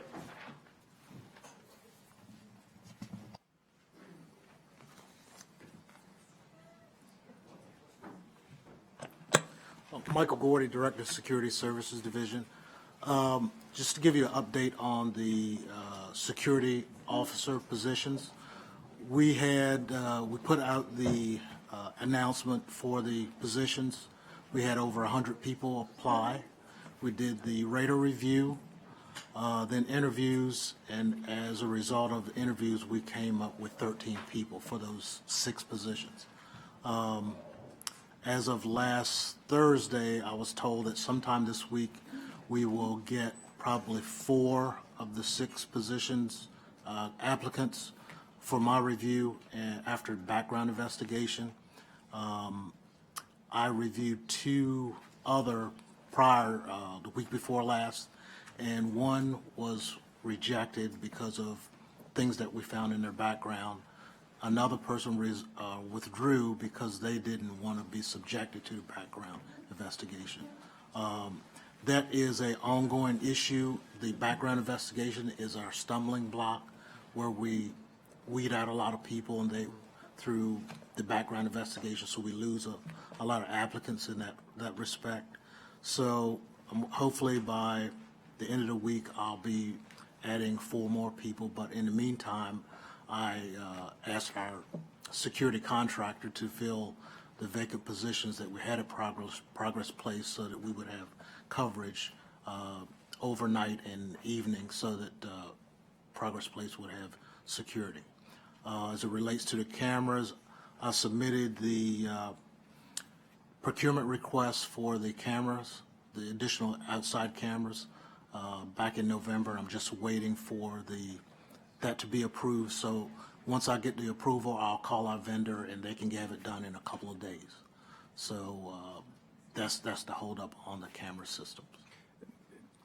My memory might have failed me, but I recall during the conversation during budget about the officers and the security officers, and I thought that there was a conversation about hiring some part-time MCPD who were CIT trained. Is that not correct?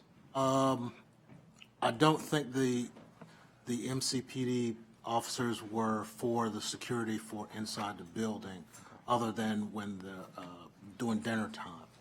But they're there during dinner time for the off-duty MCP officers. So I have partial recollection, Yeah. which is better than none. Yeah. Okay. Okay. Any other questions? Thank you. Thank you. Okay.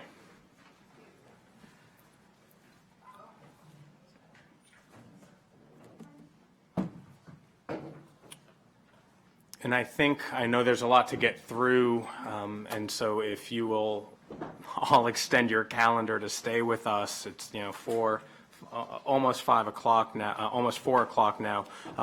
What I think the best way of having this conversation is start with Director Kroll to either provide brief background and looking forward, and then we can hear from MCCH about how you are dealing with this situation and other thoughts that you might have.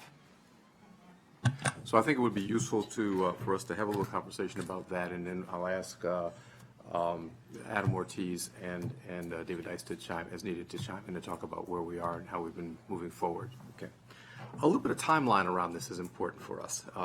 This event starts back in early February with something that happened involving a flare that created some vibrations in the administrative buildings at MCCH. I don't know exactly the date. I think MCCH will be able to tell us that, but I do know that we got a notification on that around the 11th of November or February, and then started working to try to sort out how do we address that issue.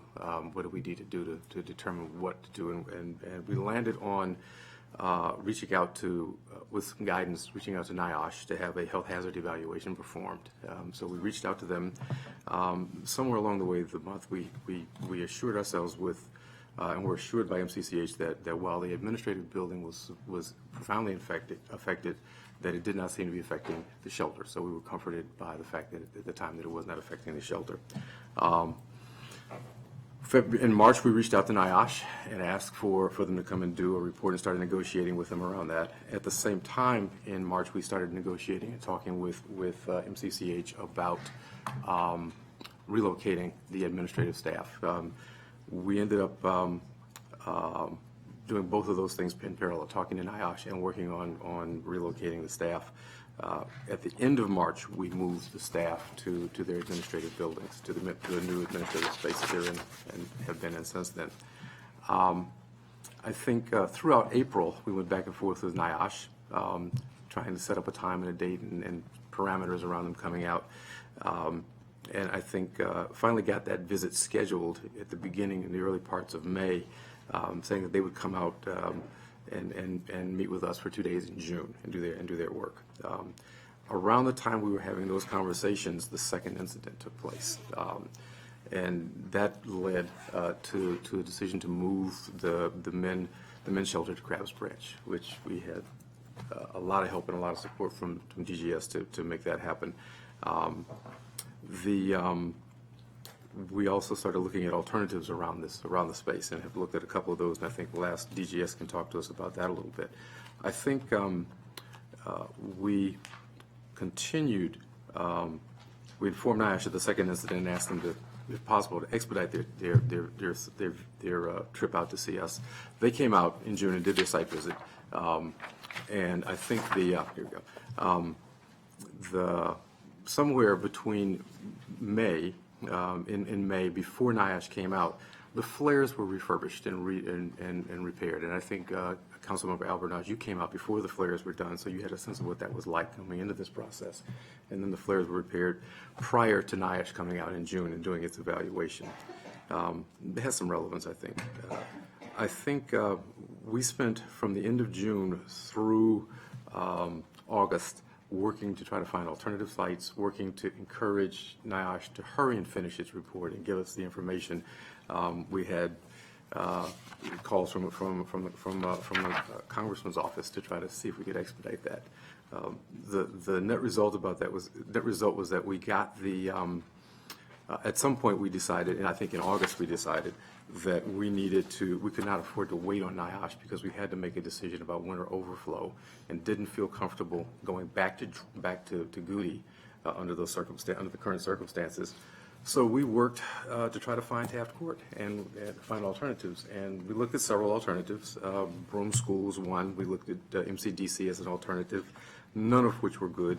6 Taft Court was an alternative that we had, and ultimately, with the help of Rockville government, were able to get us get permission to go into it. So we did a lot of work in September to get ready to do that. And in October, we were able to start working on in September, able to start working on the space.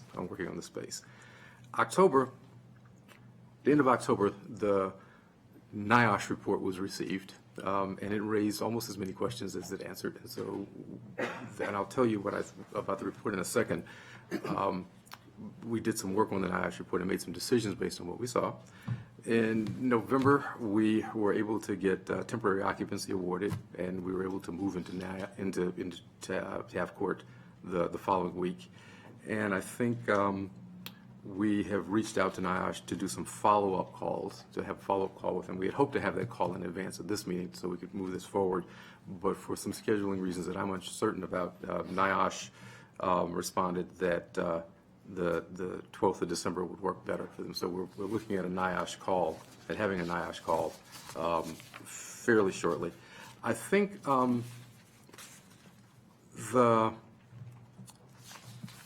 the thing that I think is important in this point is that for us is that there was a lot of work that went into this process. And at some point, we were faced with how do we deal with the fact that we've got winter overflow coming. The report itself, NIOSH report made 4 recommendations to us, and I just want to summarize these very quickly. One was that the sound level and noise frequency measurements during the site visits were well below levels that were likely to cause adverse health effects. So that was the first, one of the most important ones for us. The second one was that most interviewed employees reported unusual sounds or vibrations that occurred at other times, not just in February and May. So this is something that had been occurring prior to those 2 events. Employees that were interviewed reported different types of symptoms as well at different times different times for when those symptoms first appeared. and that the symptoms among different employees could have had different causes, according to NIOSH. And the fourth one is that over half the employees did not feel comfortable with returning to the vacated campus. All four of those were important to us. I'll come back to that when we talk about where I see us going with this. There were 4 recommendations. One was to reduce low-frequency noise generated by the methane flames, and that we consult with a noise control engineer, which we did. And I think I'll ask Adam will have a chance to talk with us about what that report says. To encourage employees to report health concerns going forward, to improve communication, and to take employees' perceptions of risk and willingness to return to work at the vacated campus into serious consideration. As I said, since that event, the flares have been rebuilt, and we're scheduled to meet with NIOSH to do follow-up questions. DEP has been working on the sound issues and understanding the sound issues. I think that our take on this is that whatever happens around this, the thing I want to be clear about is that the safety of the residents at Goody Drive, the safety of the staff at Goody Drive are important in this process. So with that, I think I want to turn it over to Adam to talk a little bit about the findings from the research as it relates to Goody Drive. Is that? If I could, Mr. Chair, yeah. Sorry, I just want to hop in, and actually it will defer directly to you, Adam, with my first lines of questions. But just for a little bit of background and context, let me begin by just acknowledging the complexity of this issue. It was unexpected. It was the curveball of all curveballs, and presented challenges that we had not anticipated. And so all of us were brought into this issue after the first incident, in which Susie, understandably, and her team were seeking guidance and advice and working through the Department of Health and Human Services. And I see Ms. Buckland in the audience, and I want to acknowledge the great work that she did on an interim basis through a longer period than I think any of us had anticipated. But I appreciate her hard work and dedication. And I do also want to give a very significant shout out after the second incident to DGS, and in particular Greg Assant. When I arrived on scene, it was chaotic. We're trying to figure out how to evacuate at least 60 gentlemen who in some cases had mental health issues and a variety of physical ailments. And I think Greg, with a couple of sticks of gum and some paper clips and a good laptop, could run the whole county, quite frankly. And he stepped in immediately, contacted the Department of Transportation, and helped facilitate that evacuation very rapidly. And so that's the good news. I think that everybody has had the best of intentions through this process, underscoring the unique sets of challenges that were before us. But I did want to state a couple of things. Having been on site, and I was on site for about 45 minutes during that second occurrence, I felt the vibrations in the main building. And I remember vividly leaving, because it was a Friday night, to go pick up pizzas for my kids, and when I went home, I had to lie down because I had a headache. And so clearly there was something going on that obviously staff had been experiencing after the first incident, and that was challenging to say the least. Appreciate that we've acknowledged that there is an issue, appreciate that we've proactively reached out to NIOSH, and obviously that there's a lot to unpack there. But I think before figuring out what the solutions are, I better want to understand what happened in the first place. And so, Mr. Ortiz, could you talk about the work that was done that potentially led to the triggering of this issue in the first place? And had that work and the fact that these flares were going to be worked on, was that communicated to HHS? Was that communicated to MCCH?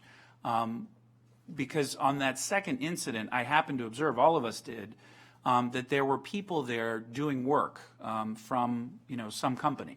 And I don't know if the two things were related, but could you describe a little bit more in your investigation? I know some of this predates you. All of it does, actually. But could you just describe from DEP's perspective what happened to trigger this in the first place? Because I think that's relevant to communication and how we're going to try to resolve this in the future as well. Okay, thank you, Mr. Chairman, members of the committee. It's a pleasure to be before you today. I'll also provide a little bit of background about what is the context in which all of this happened. So as folks know, the facilities are located adjacent to a closed landfill. The Goody landfill operated for the county as its main disposal from 1964 to 1982. And by law, when landfills are closed, the methane that comes from the decomposing matter has to be controlled, as well as groundwater and other issues. For a long time, that methane was captured and through a generator turned into electricity and sold to Pepco. Over time, the quality of the methane went down just because it was generating less, just as the material was decomposing less, and then it became flared. It just wasn't efficient to run the generator system, so flaring was the primary way of dealing with the methane. So that's basically the source of the issues today. The precipitating event, and granted a lot of this predates me, and talking to my team, there's a lot of question marks. We don't have a lot of information, so I'm going to be clear about things I have the answers to, Mr. Chairman, and things I don't have the answers to. But we first began to receive complaints in earnest after there was a power outage in February. It was the event that Dr. Crowell mentioned before. When there's an outage, the flares are triggered by an electrical system to kick on, and then the gas is flared into the air in a safe manner. When the electricity cuts off, the system shuts down, and then it comes back on. It's only speculative. There was no way to exactly measure the vibrations or the decibel levels when it came back on, but an educated guess might be when the burners came back on, and granted this is pre the upgrades, and I'll talk about that in a minute. It could be akin to like starting an old car engine, that there's some rattling, that the gas mixture isn't quite right, and it created some stronger vibrations. That's our best guess, but I'll be honest with you, Mr. Chairman, that's only a guess. Why people experienced vibrations to a degree that they hadn't, at least we're not aware of them experiencing before.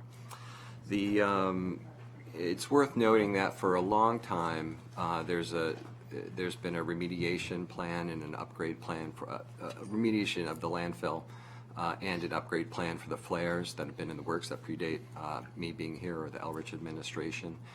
This was to comply with federal laws and also just responsible housekeeping for disposing of the methane properly. So we expedited actually the upgrades to the flares themselves, which we believe was, of course, the primary source of concern where the vibrations originated, and completed those upgrades in June. Those upgrades included a bunch of things, but essentially it created ways to control the airflow that was just more sensitive to atmospheric and barometric conditions. So there was the right mix between oxygen, carbon, and methane, which we think would result in a smoother burn, not the sort of cold start like starting an old engine, and insulation inside the flares to cut down on the reverberation. We don't have a ton of data about before and after because NIOSH conducted their assessments after the upgrades, and I believe that your visit, Mr. Chairman, also preceded those upgrades. But since then, we also continue to receive, and I've been on site several times with Susie and her team, and anecdotally from staff, they're saying, hey, we're still experiencing vibrations, we're not comfortable being here, and that was the findings of NIOSH. As to the communications, again, I haven't been here the whole time. We received concerns from Susie, and Susie and I have spoke several times, concerns about communication not being what it should be. So I think we've made robust efforts to communicate more closely with her. And also it's worth noting that the adjacent neighborhood, the Durwood neighborhood, which is to the southwest border, we've also been in communication with them for a long time. Nonetheless, I take full responsibility for communication while I'm here. And and I agree that it certainly could have been better historically. Mr. Chairman, if there's any more questions about the history, I'm happy to take them if I answered your concerns, but I can also talk about the report from the sound engineer. No, that's helpful. I guess it's concerning that we still don't know exactly what happened. which causes concern over, not knowing exactly what happened means we're trying to do mitigating steps to make sure it doesn't happen again. But if we're not entirely sure what happened in the first place, then that worries me, about the possibility of something happening again in the future. So that is a concern. And with regards to the CIP project and the plans moving forward, does any of that in any way open the possibility of these issues arising again, or the possibility of, a triggering of another issue that is currently unanticipated? So I will say that NIOSH did a series of tests, including checking decibel and vibration sound pressure levels when it's been running at startup, and their report shows that there was no difference in the intensity of the sound phenomena, whether it was at startup or running for some time. So that's what I can say about that. We work with Aptum, which is a national, multinational company that's been doing the work and the maintenance and the upgrades. We work with SES Engineers, which is a huge multinational engineering firm. And there's nothing unusual about our flare system. And in a previous job that I had, we had a flare system that was very similar to the old system. So, Mr. Chairman, I'm a little bit out of a loss. I can't exactly explain why people experience vibrations that didn't experience them before. Based on the data, there's nothing unusual, and there have been no anomalies since the upgrades have been given. I wish I could give you a No, I bet you can only answer what you can answer. I guess my other question would be, generally, landfills of this nature in other jurisdictions, are you aware of other similar issues, or how does this particular landfill relate to other similar landfills? And is our system state-of-the-art? Is it in line with best practices? Could you just describe for more context with regards to landfills of this nature and then how they relate to this particular property? We ask similar questions of our engineering team. We're a little bit parochial here. We know our world, and then I know the world next door a little bit, where we had a flare system. My team and I were not aware of other instances, either historically or in other places, where there have been complaints of this nature. However, there's certainly experiences of people feeling discomfort from infrasound, the infrasound phenomena. What we also found, and one of the reasons why we reached out to NIOSH early on, is that there's not a lot of documentation or knowledge or intelligence on what exactly it is, how does it sometimes occur, how is it mediated, what's the effect on human health. We know some, but it's very specialized. But among our operators and our consultants, we really didn't get a lot of new information. As we were talking, you may recall a couple years ago the phenomena at the American Embassy in Cuba. There was what people think was some sort of infrasound experience that caused discomfort. Again, a lot of mystery, conspiracy theories, etc. around that. Not really sure what that's. So I'm afraid we don't really have a lot of tools or intelligence, but we're not aware. The second part of your question about best practices, yes, these are best practices. The louver system that we put in, we can bore you with details, but yeah, it's we brought it up to state of the art, what people were expecting, and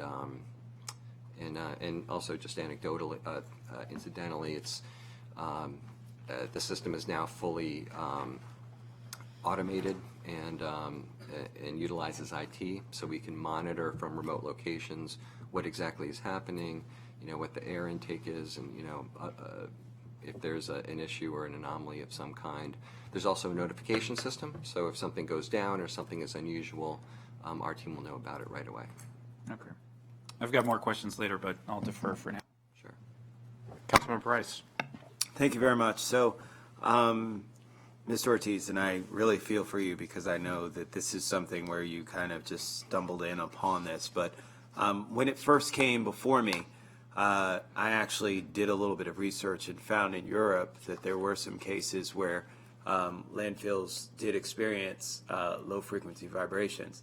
and low frequency vibrations, as you alluded to with the embassy situation, are ones that are known to cause headaches, unusual tiredness, lack of concentration, irritation, pressure on eardrums, sleep negatively affected, all the kinds of things that we heard that were experienced by the employees and residents. And so from that perspective, it ties directly to something that we've seen, not here in the United States, but elsewhere in Europe. And the Environment Agency is the one who's actually documented a couple of these. Again, not with consistency and not that's been authorized or verified by any other scientific agency that we look at, but still it's out there. And it's similar enough to one in which I still think warrants us being very cautious about our next steps. NIOSH itself is designed more along the lines of risk of employees, and so if they're analyzing from a workplace perspective, they're certainly going to have a certain direction that they're looking to go, which I certainly understand and appreciate. Everybody's got a tough situation in this. I would just say that, again, for a place where employees have been for 30 years and then to all of a sudden experience something like this, it certainly speaks to something that isn't right with the facility. It wasn't experienced before. It certainly would have been brought up in any of the other times that was available, and so it certainly does tie to something, although we haven't been able to put our finger on it, and scientifically it's very hard as a person who believes in how to recreate these kinds of situations from a science perspective is very difficult. I mean, for you to create all of the different types of scenarios that were around that particular day when that particular incident happened, or even on the multiple days that it happened, is still very difficult to do. And especially with something that's an ever-changing entity like our landfill. The landfill continues to change. You know all too well, I mean, as the director, and we know that that will continue to evolve throughout its life cycle. So that being said, I guess from my perspective, there's two different directions that we can take here. One is one in which we say that, well, we can't duplicate the scenario that was there. We've retrofitted some of the flares with newer technology that should alleviate some of the concerns, but we don't know if those were the concerns or not, and if they're going to address the issue. I would say that for us as a county, we need to have a place that we know is going to be safe for our employees and for our homeless. We wouldn't chance it with anyone else, and we shouldn't chance it with our homeless population. Just my opinion. And so from that perspective, I would say that it would behoove us at this point to start looking at investment in finding another piece of property that would allow for us to do what we've been able to do at Goody Drive Men's Shelter. This has been something that's been an important piece of our community for a very long time. As a person who attends church not far from there at Mount Calvary on North Horners Lane, I know Goody Drive Shelter. I would pass it every Sunday when we'd stop by Montgomery Donuts, which wasn't far from the shelter. So those who are laughing know exactly what I'm talking about. It's one of the reasons why I was a little chunky as a kid. But anyway, so you went there too? Yeah, see. It's really one in which, from my perspective, again, I don't see any other way around it, because, again, unless we had some sort of evidence to show us that indeed this was fixed by whatever changes we made, and we could directly tie it to something, would make sense to me in terms of saying, okay, I feel comfortable putting people back in the situation.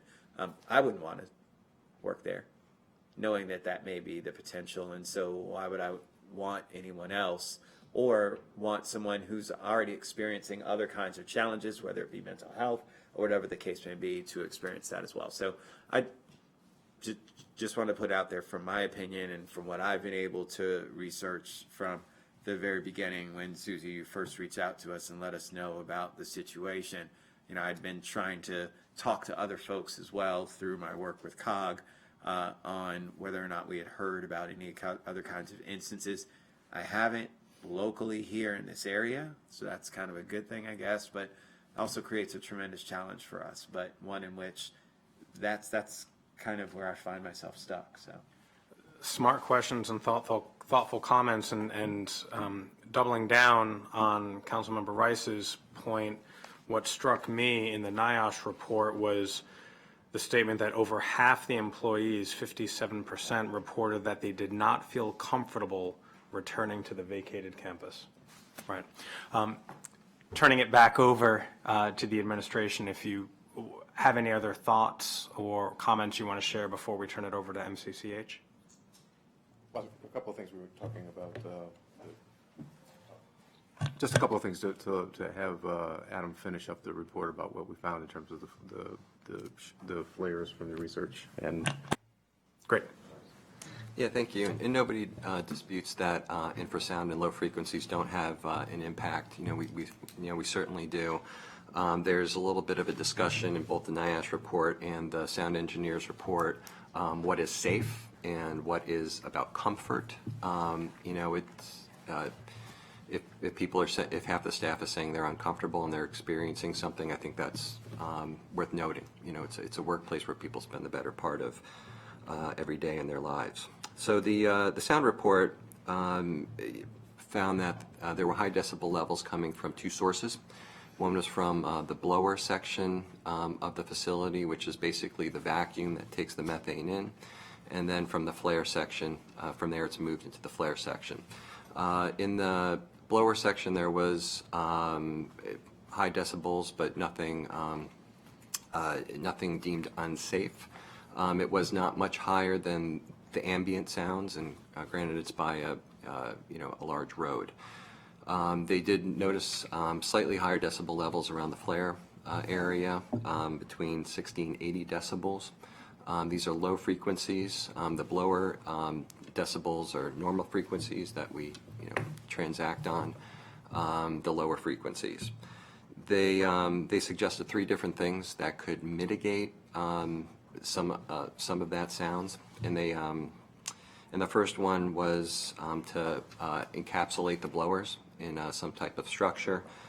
There's a cost associated with that, and the decibel reduction would be between 5 and 10 decibels.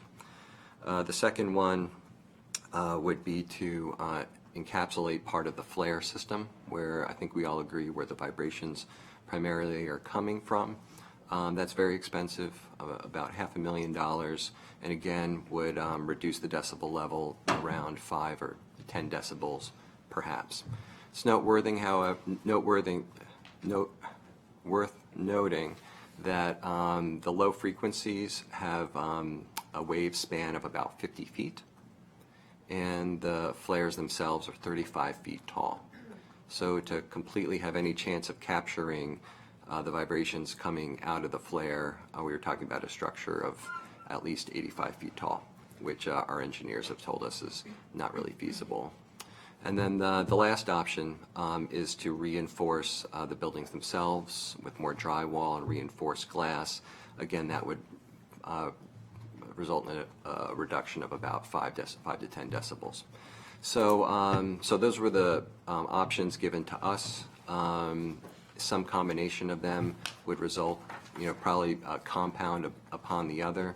However, it was clear talking to them and among our staff that even by making those upgrades, that there's no guarantee that people will not still experience vibrations.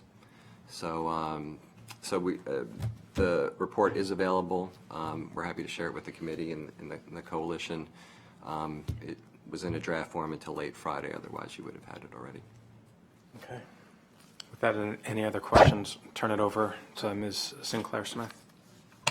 Thank you, Councilmember Glass and lead on homelessness and vulnerable populations. I appreciate it. I ask permission to read my testimony, if that's all right. And I just, again, want to reiterate my heartfelt thanks both to Dr. Crowell, who, since he came on board in his new role as HHS Director, has opened up communication significantly and been incredibly responsive, and also to Director Ortiz for his communication with us and being able to attend the community meetings. And it's really, so we appreciate our partnership, and I just can't say that enough. So, but thank you for the opportunity to address you today about the NIOSH report. And I wanted to, I think you know a lot of information in my statement, but as you know, we run the only 24/7 men's emergency shelter in Montgomery County, and we've been doing so for 30 years. On the campus, and I know all of you have visited it, our administrative office is right next door to our emergency shelter. The county owns the land and buildings on the Goody Drive campus and has provided them rent-free to MCCH for over a decade, for which we are also incredibly grateful. Approximately 150 feet across a small parking lot from the MCCH administrative offices the county owns since shutdown, as Adam said, landfill.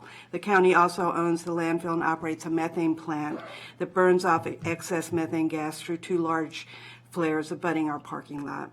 At MCCH, we first started to feel our office and its windows shaking in December of 2018 and reported the issue to the county, who provides ongoing maintenance. The shaking continued to build in intensity and included a consistent low hum emanating from the flares through January of 2019. As the NIOSH study recounts, MCCH staff and clients experienced 2, and I would say absolutely terrifying days at the Goody Drive campus related to the landfill and its methane flares. On February 4th, 2019, the methane plant's noise and vibration overwhelmed the MCCH administrative office, leading many of our employees to experience dizziness, vertigo, and other ear problems, and in particular sent one of my main staff to the hospital, and I spent the weekend with her as she was clutching onto her bed, experiencing severe vertigo. The NIOSH report refers to it as a loud noise event, which is not accurate. It was not simply an event, but a long, sustained vibration of our building and the air outside of our building. Loud noises do not typically send people to the hospital, but that is what occurred on February 4th. We evacuated the 35 members of our administrative office immediately and moved into conference rooms across the street at an MCCH satellite office. I want to thank Vicki Buckland and her staff for the incredible help they provide us in that move. The time we were concerned both about the health of our administrative workers, but also about the health of our clients and staff working at the shelter. While the shelter had been experiencing the hum and noise, its placement in a different part of the campus and behind a retaining wall seemed to diminish the effect of the methane flares. We did go back and forth with the county. I know that we checked in with the shelter on a regular basis. We did see communications from the county at this point saying that the wall would help protect. I think we were both trying to figure out what was going on, but we continued to serve our clients at the county. Unfortunately, things did not work out as planned. On May 17th, another loud noise event, to use NIOSH's terminology, occurred, and our clients and workers in the shelter were left reeling from overwhelming vibrations and noise. And I appreciate you coming out that day, Abe, and I remember going and getting our men to not be near the flares, and we are very thankful for the transportation that the county provided us. Again, people on site experienced dizziness, vertigo, other ear problems, and several people made hospital visits as well. Within 3 hours, we evacuated our 60 clients and shelter staff from the campus, which with much assistance from the county, and relocated everyone to our hypothermia shelter location. As we discussed early this morning, the loss of the Goody Drive shelter has been a huge blow to our organization. The Goody Drive shelter was our primary shelter for decades.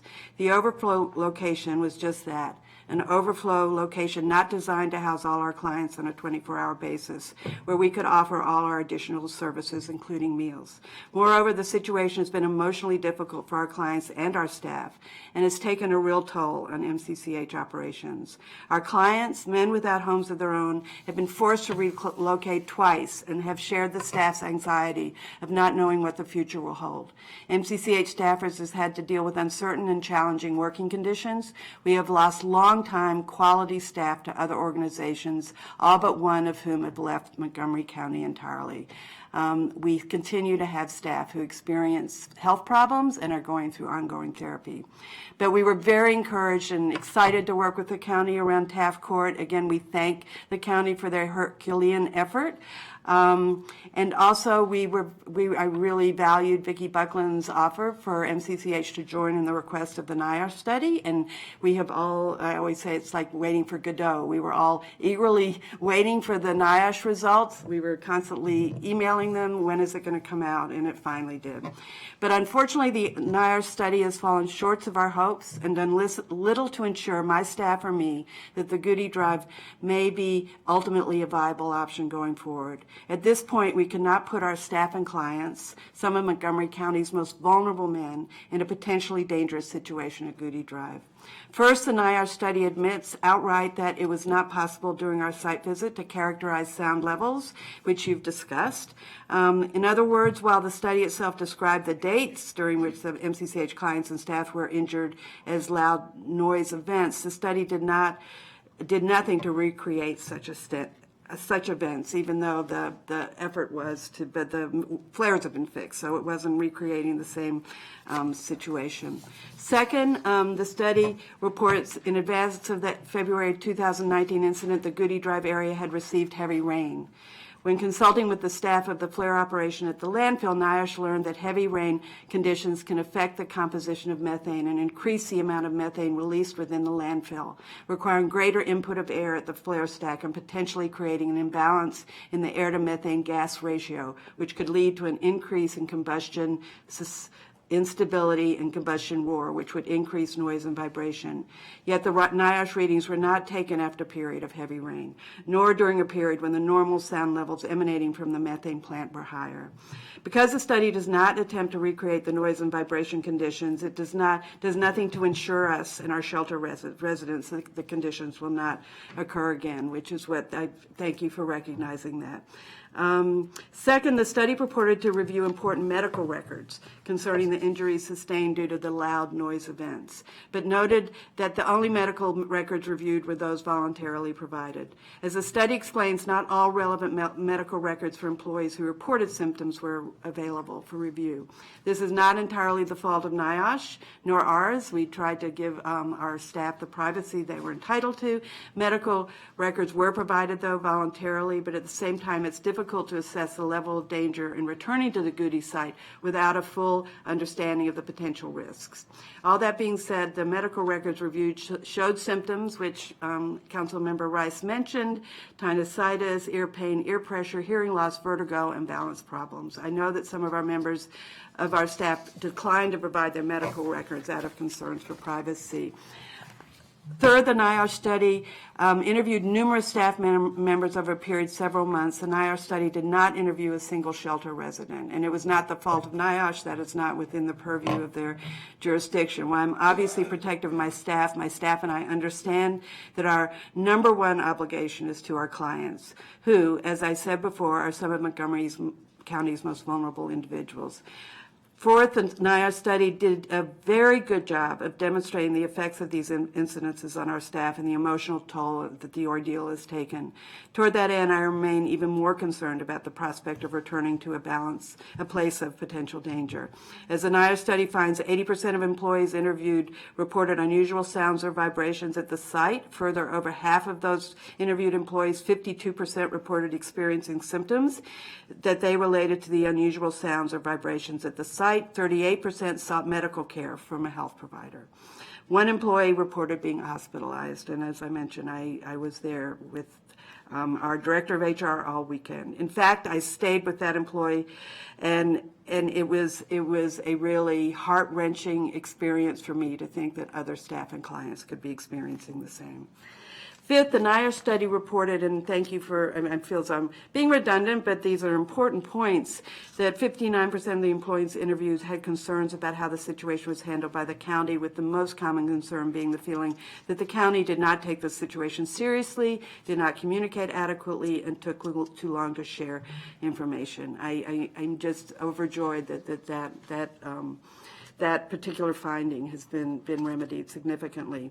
While I remain very grateful and I'm almost over, that's a far from ideal situation. These findings in the NIOSH report are troubling and only further highlight the need for crystal clear evidence from the county that the site is safe for return. It is my sincere hope that the NIOSH study would provide a path forward for MCCH and a potential return to Goody Drive. We feel very emotionally connected to that site. But ultimately, the NIOSH study was incomplete and not comprehensive. It does little to assuage our fears, nor does it provide a path forward. It provides no assurance, nor does it even purport to, that such loud noise incidences will not happen again. I urge the committee to carefully consider the NIOSH study and its limitations and strengths. Much more information is needed before we can be assured that our old site is safe. I respectfully request that the council and county executive consider a three-pronged approach moving forward. One, consider what else could be done to assess the safety at Goody Drive campus to see if it's possible. Two, continue and accelerate a commitment to determining an alternative location if these safety issues cannot be addressed at the Goody Drive site. And three, ensure that MCCH's contract with the Montgomery County Department of Health and Human Services remains intact for FY21. We are very concerned that that will not be the case, and we have a very strong commitment to this program and the clients we serve. I do want to say that last night, so thank you for this opportunity and for providing this opportunity for everyone to explore this very unusual situation, as you mentioned. I did go by the Goody Drive site last night around 6 o'clock to see if there were signs on the door. I got out and immediately felt pressure on my ears, and I heard a hum. I went to the door. I started to feel more pressure. I decided to go down to the flares. I stood by the flares for about 5 minutes and got a headache and got in my car and left and got home. And if my husband were here, he could tell you that I got home and said I had a terrible headache and I went to bed. So I think I am in my 60s, so what affects me may not affect other people, but that was my personal experience last night. So thank you. Well, Susie, thank you for sharing this with us and for telling us about the incidents immediately after they occurred. Some, supermen were able to get there immediately, cape and all, to assess the situation. But ultimately, the report, the NIOSH report, was talking about the workforce. And you already have a hard-to-recruit workforce, people who do yeoman's work every day. And situations like this make it even harder. And the report shows that. And it's telling us that your job has gotten harder. And we've remedied it for now, but we have to get the ball rolling for next year already. And so my question for you, given the public setting that we're in right now, if money and time were no obstacle, how would you like to remedy this?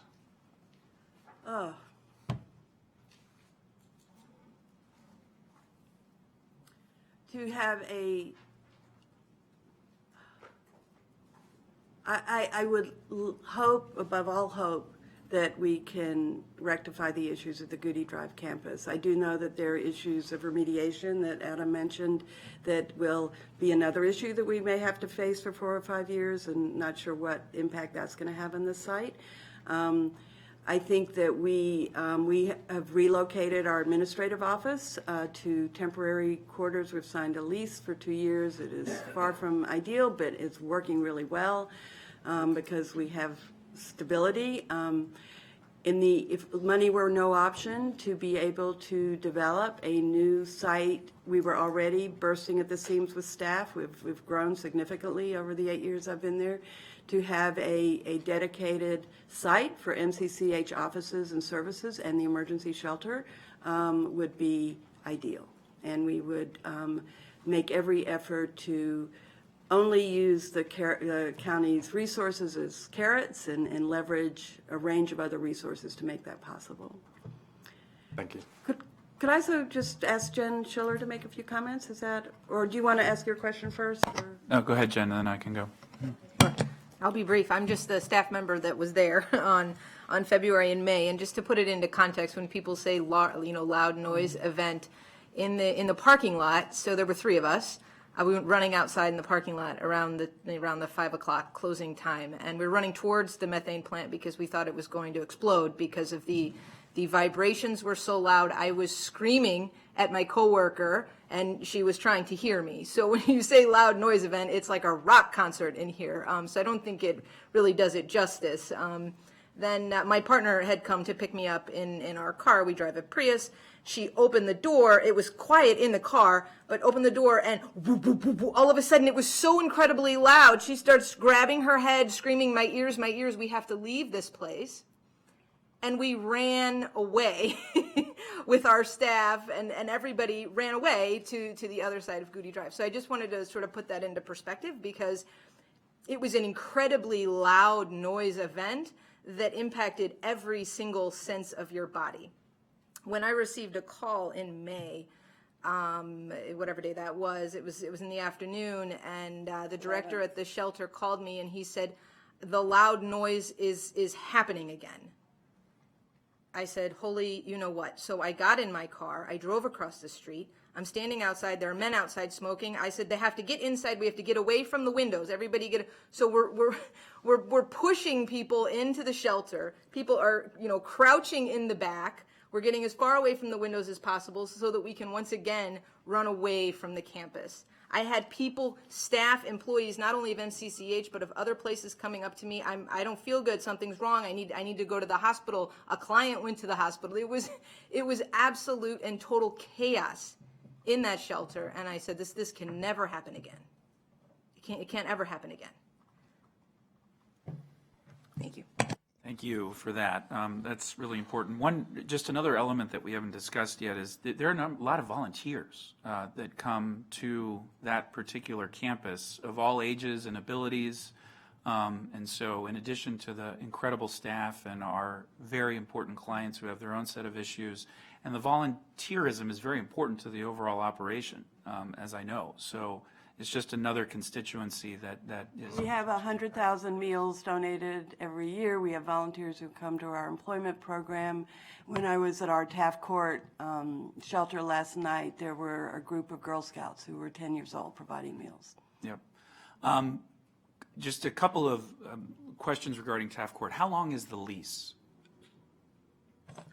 It's through April. Okay. 30th, we must be gone.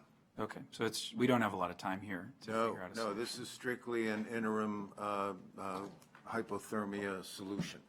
And the city intends to begin its work on the renovations in May. And Mr. Deitz, I already know the answer to this, but for purposes of being in public record, I know you looked at a lot of different possible locations, and obviously nothing immediately came. No, they to don't. The forefront. That's correct. We looked at a number of different options, both including existing county resources and looking at a lease or lease purchase of currently privately held facilities, none of which proved fruitful for any number of reasons. So we came up literally zero. Now, obviously, cost is going to be a huge issue any way you cut it, whether it's the mitigation that is necessary both with the flare, but then the possibility of needing to reinforce the walls and to do work on the current site, if we can even consider going back.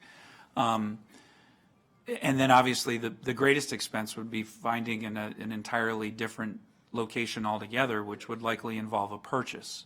It would, and would take a long time, frankly, because first you identify the site, then you have to negotiate the terms of either lease or purchase. That can take a very long time. And then, assuming a lease and purchase is successful, then you do the fit out. Because wherever we are, we want it to be, as has been amply discussed here this afternoon, a suitable facility. If we were going to look at as you've outlined, Mr. Albanos, the steps of affordability, And we still need to look at this report. And we've actually discussed this with some of our experts too, as your committee packet says. And there are measures that we can take to strengthen the buildings against the vibration. So when you're inside the building, you won't feel it. These structures, as we were talking about Progress Place earlier, were not designed with this in mind. But there are a number of measures that can be taken that would harden them, if you will, to be resistant to the vibrations. And again, like any wave, the further away you are, the less impactful it is. And so doing things like an extra layer of drywall, thicker windows that are very effective in mitigating that. But that's when you're inside the building. So there are some more issues. In fact, while others were talking, I was emailing my staff saying it would be good if there was some, and I don't know if Adam can speak to this on DEP side, I don't know that ongoing monitoring has taken place. It would be good to establish a benchmark or a bench line so that we can see if the issues that were experienced earlier in the year have in fact been mitigated by new equipment and what the ongoing consistency is. Because none of us here right now can say that it is consistent and doesn't have peaks and valleys. We'd be foolish to say something like that. So, and again, I don't know if that's going on, but we could certainly do something since the focus is on the Goody site specifically. Then we ought to establish some monitoring of both sound and vibration and air quality on the site and keep it going throughout the winter so that we have a solid baseline. Thank you. And I see Councilmember Rice has his light on, so I've got a few more questions, but I'll defer to him and then come back if that's okay, Mr. Reed. Sure. I just want to be very, very, very, very quick. So I think that there may be a way. I'm now in my research mode. And so Austin, Texas actually had an incident back in 2012 where they experienced the same sort of thing and tied it directly to the flares themselves and said that it was a storm that had shifted the flare so that, and they said think of it as a balloon that's letting air out. The wider the area is, it makes a lower pitch, and the narrower it is, the higher pitch, and so you want it somewhere in between so that you don't get either. And that storms or any kinds of things like that, adverse events, can actually change. And so it's subject to whatever, and the more it's hardened, according to this, the more you can harden the area around it, then it makes it less susceptible to those other changes that then affect how that methane and the air is emitted and escaping out. Just reading what it says here from, and so it's very interesting because I think that again, Mr. Ortiz, what you were talking about in terms of options and encapsulating the area is one thing, and the building, then you get that two-pronged, two-layer approach when it comes to the security, and may in a way help to avoid a lot of the issues that are there. So I mean, I know, and we heard it, and so the great thing is that you hear folks who work there want to be there. Yeah. They know that that's the place, they're invested, and the community knows that's the place. So people would prefer it to be there if it were safe. And so, right, and so from that perspective, there may be a way. I would encourage us to do a little bit more of the reaching out to some of these other jurisdictions that have experienced some of this and see what they've done in those kind of situations as well, which may help to then inform us in terms of recommendations that we have and how to move forward. And I think regarding the Goody site, I'll defer to DEP for the landfill, but as far as the Goody site is concerned, we're certainly prepared to do that. And I have had experience professionally with this in the water industry of some screaming 60 million gallon a day pumps pumping water halfway across Fairfax County. And I can't figure out why, but the people living by there didn't like that. And so we did the same thing. We built enclosures around them. It doesn't eliminate, but it made it bearable. So the point is that there's solutions that we can follow, and we will spend the coming weeks to do just that. I know that, thank you. So the technology to monitor the vibrations, I know that Ms. Claire Smith or somebody from her staff had downloaded an app on their iPhone, and so they were going around. But do we have anything on the property now that is currently evaluating sound waves or motion? At the landfill? I'm not aware of that, but we can talk to our consultants or see how difficult. You're right, there is a lot, and yeah, there's all kinds of equipment out there. We use it for when we're on construction sites. I would want something that is actually measuring vibrations on the ground and on the walls of the buildings as well. Right. Because as you mentioned, the air can be subject to any number of varieties that are hard to track. So I would want some solid equipment, and we'll follow up with that. That is available, and we will do it. Yes, Susie. When the incident first happened with the administrative office, we were presented with about 6 workers' comp claims and very concerned about the liability that our organization was facing. And in working with our liability insurance carrier, we identified an expert in the field of infrasound waves who'd actually worked on the Cuban issue. He works for the Army. He was going to charge us $38,000 for an assessment. This was before we started to talk about the NIOSH report, so we declined, but his name is Dr. Wexler. We'd be more than happy to, this is his genius, as he describes to us. He keeps going to Europe all the time, and we can't talk to him, but I don't know. But I think that we'd be happy to share that resource. I think before we even consider going back, there needs to be an ongoing analysis over some period of time to confirm, because NIOSH was there at a point in time. They did the best they could with the information they had, but that's something we should be tracking now, particularly if we visited the site as recently as a few days ago or a week or whatever it is, and continue to feel vibrations of some sort last night. So I think that's important. I do want to address, I don't want to gloss over, I'm deeply troubled that there were, it sounds like, a number of men in the shelter and no signs. Dr. Crowell, can you respond to that? Can you, I hope you were texting, and I hope you were trying to figure out, if it hasn't yet been addressed, what happened and what are we doing about that? Were you there at the shelter? I was there in May. This just happened a few weeks ago, that there were gentlemen who were there eating pizza and who were living there. Here, let Jen. Sorry, for the break-in, so that, well, there were a couple. There were 2 or 3. I'm aware of the break-in. It was just a question about Right. the signs. Okay, Right. gotcha. So both. Well, let me speak to the signs. Yeah. When this was initially, when the initial transfer over to TAP, there were banners made. I was at the site actually this afternoon, just a few hours ago, because I wanted to see what the present condition was. Interestingly enough, I think because it was raining, the sense of vibration was not there. Maybe it was the rain, maybe it wasn't. But I was there intentionally to look for signs, and whatever was up there isn't there now. Gotcha. So while we've all been talking, we've taken care of that. Great. The signs will be in place by the end of the week. Thank you. You bet. I appreciate that. Yes, Susie. Going back to my 3-pronged recommendations in my testimony, I think one of the issues that happened, we were all waiting for the NIOSH report, and we did not, and I know looking for other locations, but April 1st is going to come very soon, and I would like to urge the consideration of following a two-pronged approach.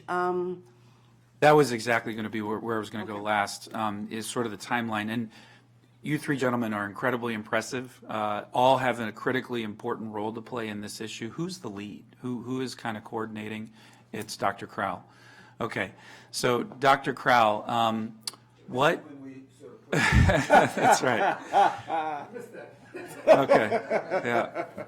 So then I direct this question to you, Dr. Crowell. What is your timeline before you? I know we have a report and assessment.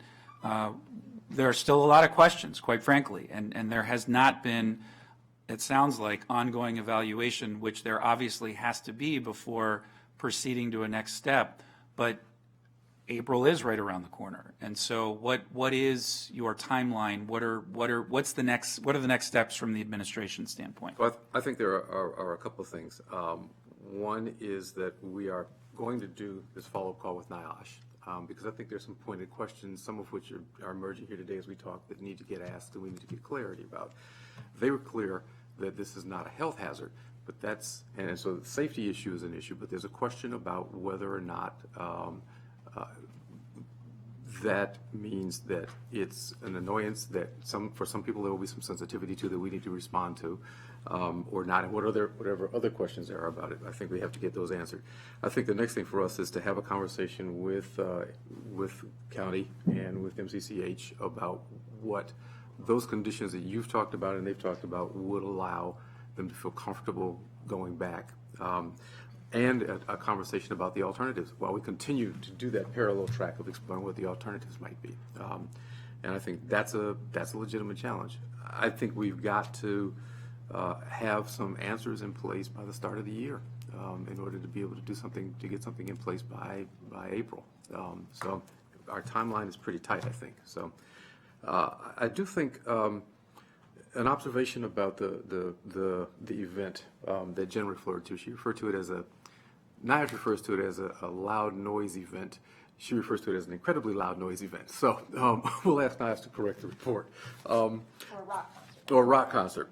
I think there are two loud noise events that we've not seen or heard since the flares have been built. So the question for us is about monitoring, I think, is a good question. What do we need to do to look at this place to see what's going on, and is that noise, is that a stable level of noise? The other one is this issue of abatement. I don't know what that looks like at this point, but I think there's some ideas that we might look at. I am concerned. My number one concern, well, two concerns. My number one concern is safety for staff and for the residents in the shelter, in any of the facilities that HHS is involved in. That is the most important piece of this.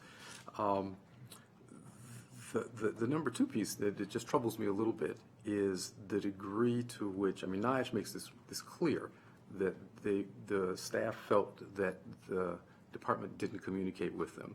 I think that I've cleared to MCCH on Friday that HHS will communicate with the leadership of MCCH, which is what we have been doing, but we'll also communicate with the staff directly, and we'll communicate with the residents directly about whatever is going on and at the shelter. And all of that's before we get to some decisions. We've got some tight timelines to make a decision, and I think my message back to the executive office will be that we've got to move to make some decisions and decide what we do next on this. Well, I know, speaking for myself, and I'm sure my colleagues as well, we stand ready to support. There's going to be a cost to this. There's no way around that. It's just a question of how much. But this is too important of an issue for us to obviously not make as high a priority as we can make it. But I guess we should probably schedule a follow-up session after we get back from recess, because this likely will have budget implications. Well, it absolutely will. And so we'll need to sort of talk through that. Thank you, Mr. Lee. Just one thing. So also the equity of talking with our clients and making sure that they're involved, because they weren't involved in the NIOSH study, and will they feel safe to return based on whatever changes occur, if that's what's decided? I'm not sure. Everybody was really scared on both of those events. So I think there's a lot more than just we built another wall that covered a flare. And will people sleep there? I'm not sure. Well, it is 5 o'clock. I appreciate and agree with the chair's assessment that we need to continue this conversation, and we need to continue it when we return early in the new year, because while we have 4 months until April, the weather forecasts for those 4 months are not good. So checking in to make sure that the facilities currently are serving their purpose, and getting out ahead of whether it's a dual track approach or whatever all hands on deck strategy is needed. We got to be on top of this, and we got to work overtime, because the next hypothermia season is right around the corner. So with that, thank you all for spending your afternoon with us, and thank you all to the providers for the incredible work that you continue doing. Yeah.